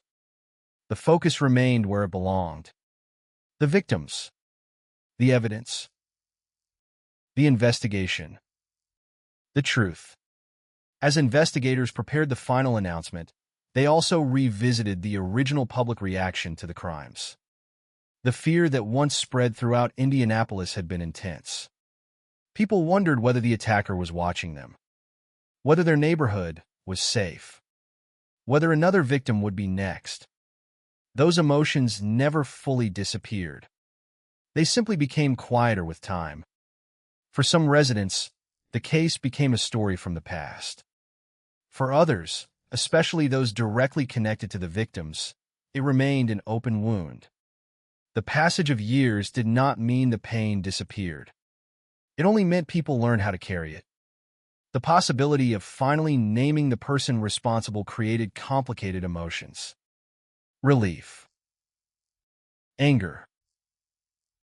Sadness. Closure. All existing at the same time. Families of homicide victims often describe the search for answers as a journey without a clear destination. At first, they want justice. Then they want understanding. Eventually, they want peace. But peace is difficult when a question remains unanswered. Who did this? For decades, that question followed them. Now, investigators believe they finally had the answer. The suspect's life was examined from another perspective. Not through rumor. Not through assumptions. Through documented facts. Where he lived. Where he worked. Where he traveled. How his timeline intersected with the investigation. The details formed a portrait of someone who had remained outside suspicion for decades. That aspect of the case created one of the most disturbing questions. How does someone connected to a violent crime continue living a normal life? The answer is often uncomfortable. Because society expects evil to look obvious. People imagine warning signs. They imagine dramatic behavior. They imagine someone who stands apart from everyone else. But many offenders do not appear different. They go to work. They interact with neighbors. They attend family events. They build ordinary routines. Their public identity becomes a shield. That shield can remain in place for years, sometimes decades, until evidence breaks through. The Indianapolis investigation demonstrated exactly how powerful that breakthrough can be. The suspect was not identified because someone suddenly remembered a forgotten conversation. He was not discovered because of a dramatic mistake. He was identified because modern science reached backward through time and recovered a truth that had been waiting. This represented a major change in criminal investigations. In previous generations, detectives often faced a painful reality. If the first investigation failed, the case might never be solved. Today, that assumption is changing. Cold cases are no longer necessarily finished cases. They are unfinished investigations waiting for new opportunities. The evidence collected decades earlier may still contain answers. Technology continues improving. Databases continue expanding. Investigative methods continue evolving. Every year, cases once considered impossible move closer to resolution.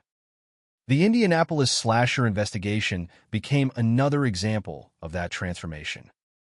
A crime committed in an era before modern DNA analysis was eventually approached using tools that investigators from that time could never have imagined. The past and the future connected through evidence. That connection carried a powerful message. The work of earlier investigators mattered. Even when they did not solve the case, they preserved the possibility of solving it. Their efforts created the foundation upon which future detectives built. As the final review concluded, officials prepared for the moment when the name behind the mystery would finally become public. For nearly 50 years, that name had existed only in the imagination. People created theories. Communities created rumors. The media created descriptions of an unknown figure. But the reality of the offender was always more specific. A person, A history. A life. A name. The unknown had almost disappeared. The Indianapolis slasher, once a symbol of unanswered fear, was becoming a chapter of documented history. The investigation team knew the announcement would bring attention. News organizations would revisit the case. Old articles would resurface. People would remember where they were when they first heard about the crimes. The city would confront a piece of its past. But investigators also knew something else. For the families, this moment was not about headlines. It was about finally knowing. The endless waiting was approaching an end. The unanswered letters. The unanswered questions. The anniversaries filled with uncertainty. All of it was approaching a turning point. After decades of searching, the investigation had reached the moment every cold case detective hopes to experience. The moment when evidence stops pointing toward possibilities and begins pointing toward a conclusion. The moment when a forgotten file becomes an active story again. The moment when a name emerges from the darkness. The Indianapolis slasher had survived because time protected the secret. But time had also preserved the evidence. And now, after nearly half a century, that evidence was ready to reveal what had remained hidden for generations. The announcement of a cold case breakthrough is never just a police statement. It is a moment where the past suddenly collides with the present. A crime that once belonged to another era returns to public attention. Old photographs reappear. Forgotten newspaper articles are reopened. Families who had learned to live with uncertainty are forced to revisit memories they had buried for decades. For Indianapolis, the Indianapolis slasher investigation represented exactly that kind of moment. Nearly 50 years earlier, the case had become a symbol of fear and frustration. It represented the limits of law enforcement at a time when detectives were determined but lacked the scientific tools available today. The investigation had not failed because officers did not care. It remained unresolved because the answers were hidden inside evidence that technology had not yet learned how to interpret. Now that technology had changed everything. The breakthrough did not come from a single dramatic confession or a sudden act of remorse. It came from the quiet work of scientists, detectives, genealogists, and analysts who spent years examining details most people would never notice. A tiny biological trace. A forgotten record. A family connection. A historical document. Individually, these pieces seemed ordinary. Together, they formed a path back to the truth. As investigators prepared to reveal the outcome, they understood that the story needed to be told carefully. The public wanted a simple explanation, a beginning, a middle, an ending. But real investigations are rarely simple. They are built from uncertainty, from mistakes corrected, from theories abandoned, from long periods where nothing appears to change. The Indianapolis slasher investigation had been shaped by patience more than drama. For decades, detectives opened the file knowing they might never see a resolution. They reviewed the same photographs. They read the same statements. They followed leads that disappeared. They contacted people who could no longer remember events clearly.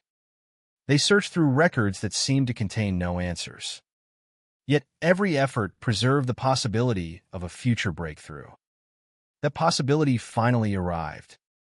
The suspect's identity changed the way investigators viewed the entire case. A faceless figure became a real person with a history. The mystery became a documented timeline. The rumors became evidence-based conclusions. The transformation was unsettling. For decades, the public had imagined the offender as an unknown threat hiding somewhere beyond reach. Now investigators were forced to confront a different reality. The person responsible had not been a ghost. He had existed. He had lived. He had moved through the same world as everyone else. That realization created a powerful emotional reaction throughout the community. For some, there was relief. A A question that had remained unanswered for generations finally had an answer. For others, there was anger. Why did it take so long? Why did the victims' families have to wait decades? Why did the person responsible avoid accountability for so many years? Those questions were understandable. Cold case breakthroughs often bring closure and frustration at the same time.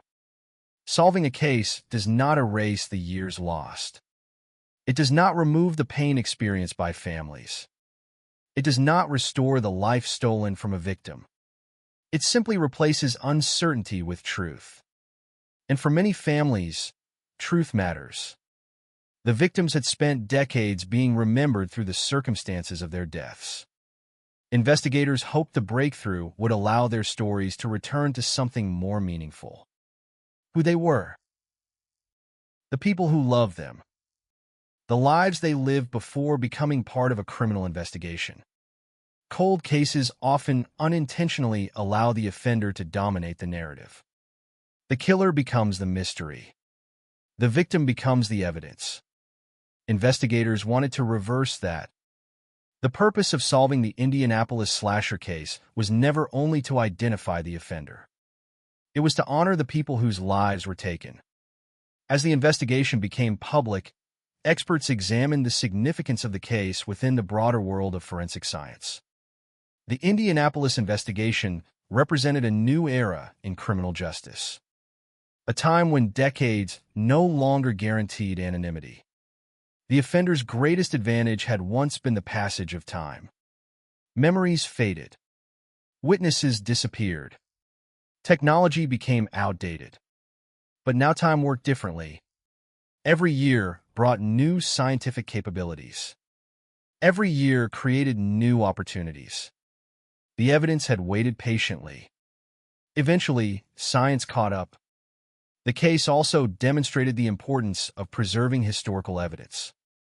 Many cold cases are not solved because evidence was destroyed, lost, or improperly stored. In Indianapolis, investigators from the original era preserved enough material for future generations to continue the search. They could not solve the case with the tools available to them, but they prevented the case from becoming impossible. That distinction mattered. The detectives who first investigated the crimes were part of the solution, even though they never witnessed the conclusion. Their work became the foundation for everything that followed. Modern investigators often speak about the importance of respecting previous generations of law enforcement. Technology changes. Methods evolve. But careful investigative work remains timeless. A complete crime scene. A detailed report. A preserved piece of evidence. These actions can echo for decades. The Indianapolis slasher case proved that decisions made in one generation can determine whether another generation finds justice. The public announcement also renewed discussions about unresolved cases across America. Thousands of families continue waiting for answers. Thousands of evidence boxes remain stored in police departments. Thousands of investigators continue searching for the one detail that might finally unlock a mystery. The Indianapolis case offered hope. Not a guarantee. Not every cold case can be solved. Some evidence disappears forever. Some offenders are never identified. Some questions remain unanswered despite every effort.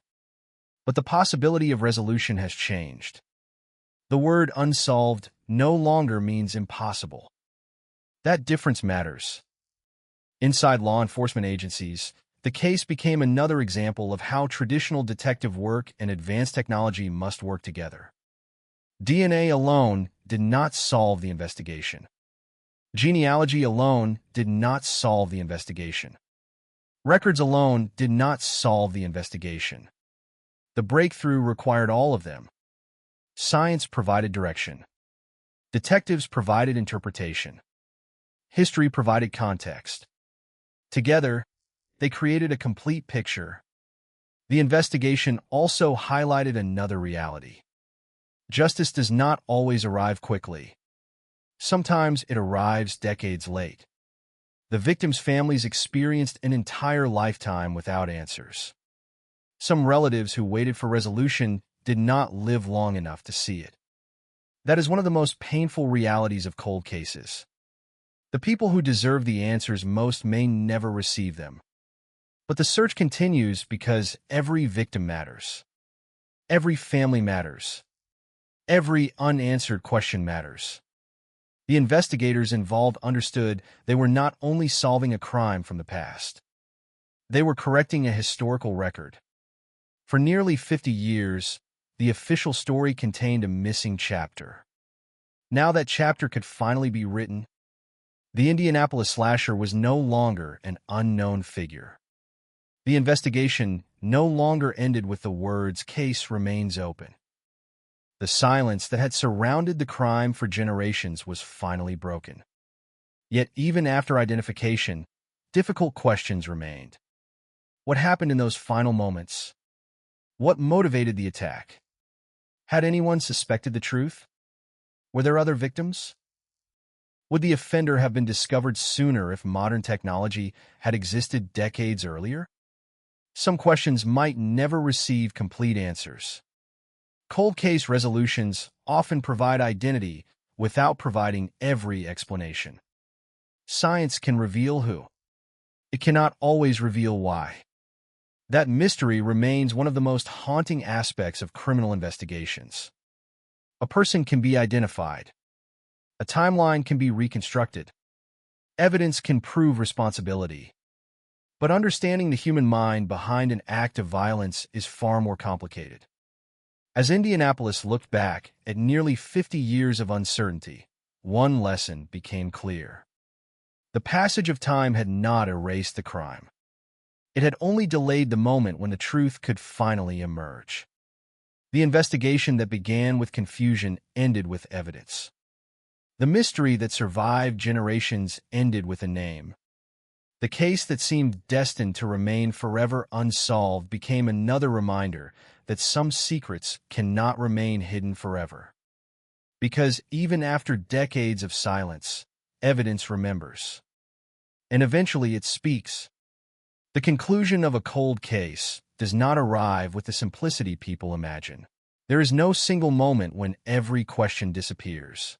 There is no announcement capable of restoring everything that was lost. Instead, resolution arrives in pieces.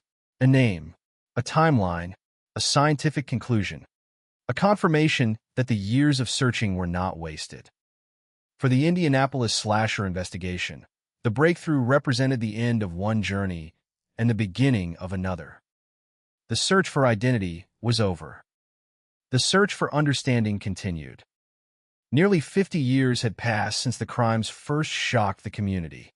Entire generations had grown up knowing the case only as a dark chapter from the past. Many residents who heard the final developments had not even been alive when the investigation began. To them, the Indianapolis slasher was not a current threat, but a mystery inherited from history. Yet for investigators and families, the passage of time had never made the case less important. A murder does not become less painful because years pass. A victim does not become less significant because memories fade. A family does not stop waiting simply because decades have gone by. That was why the identification carried such importance. The investigation had restored something that time had taken away: a sense of truth. For years, the absence of an answer created endless possibilities. Maybe the offender had left the state. Maybe he had died. Maybe the case would never be solved. Maybe the evidence was gone forever. Those possibilities haunted everyone connected to the investigation. Now, one of those questions had finally been eliminated. The unknown had become known. But the emotional reality was far more complicated.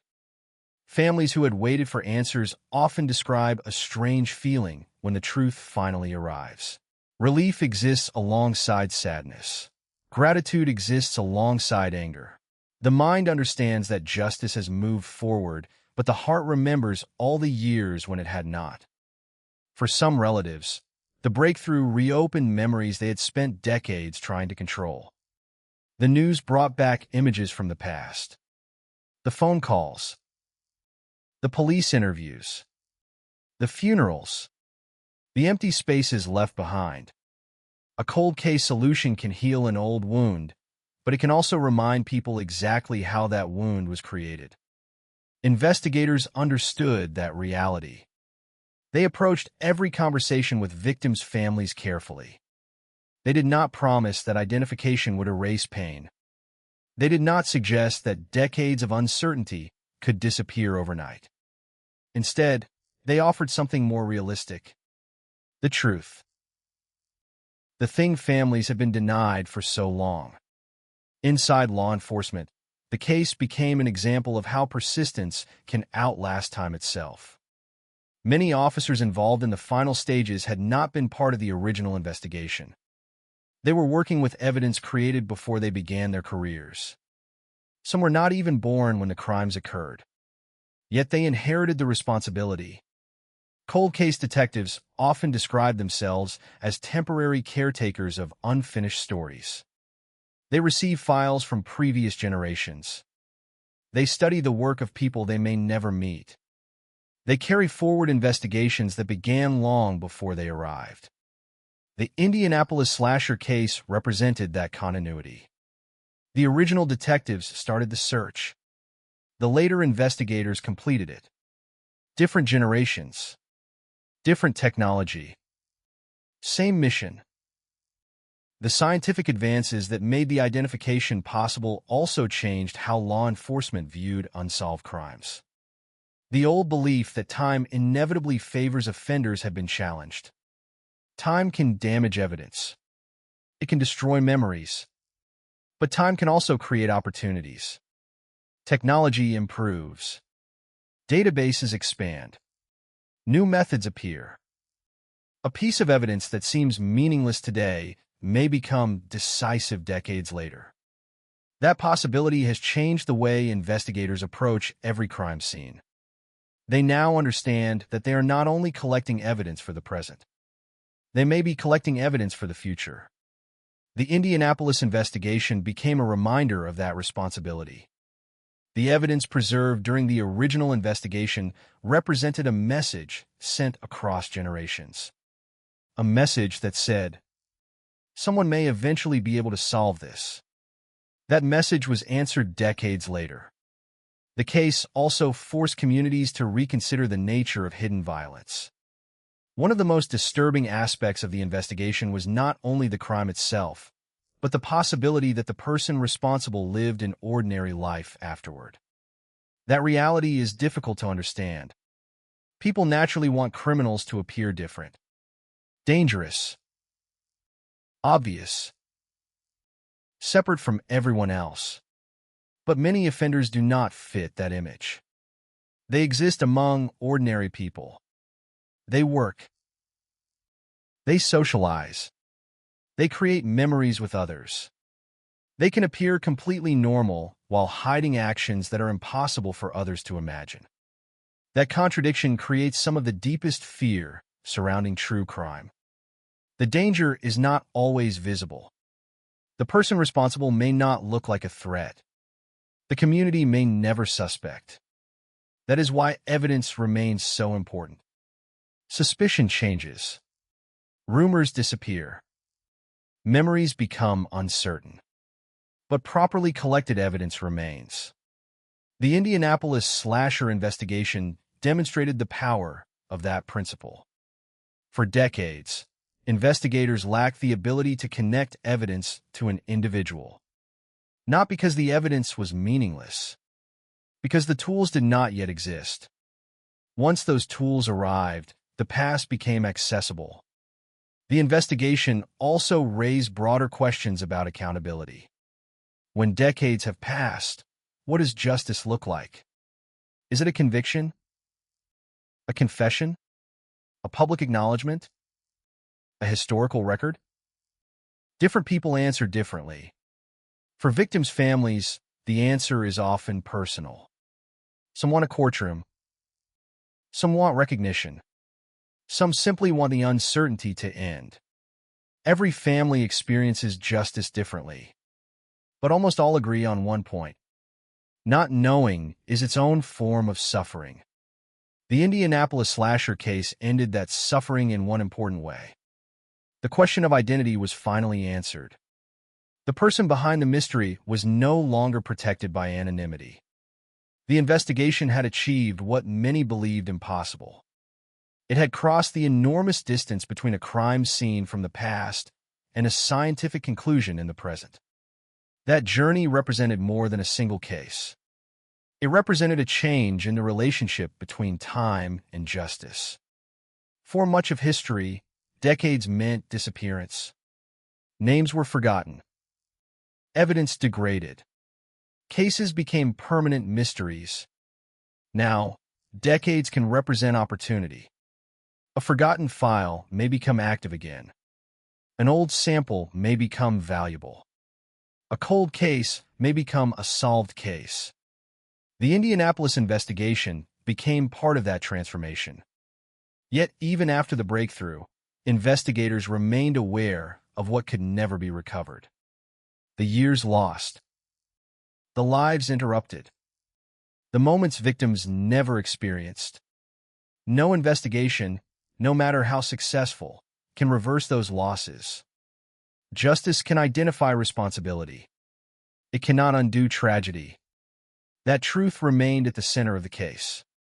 The final chapter was not about the offender. It was about the people who had waited.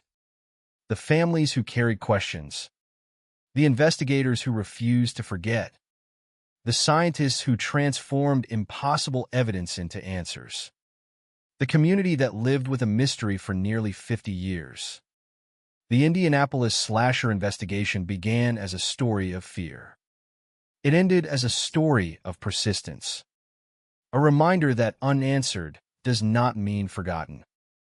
A reminder that silence does not mean the truth disappeared. A reminder that evidence can survive longer than anyone expects. As the years moved forward, the case became more than an investigation. It became a symbol of what modern forensic science can accomplish. The crimes belonged to the past, but the search for answers belonged to every generation that followed. And after nearly half a century, the final mystery surrounding the Indianapolis slasher had been pulled out of the darkness.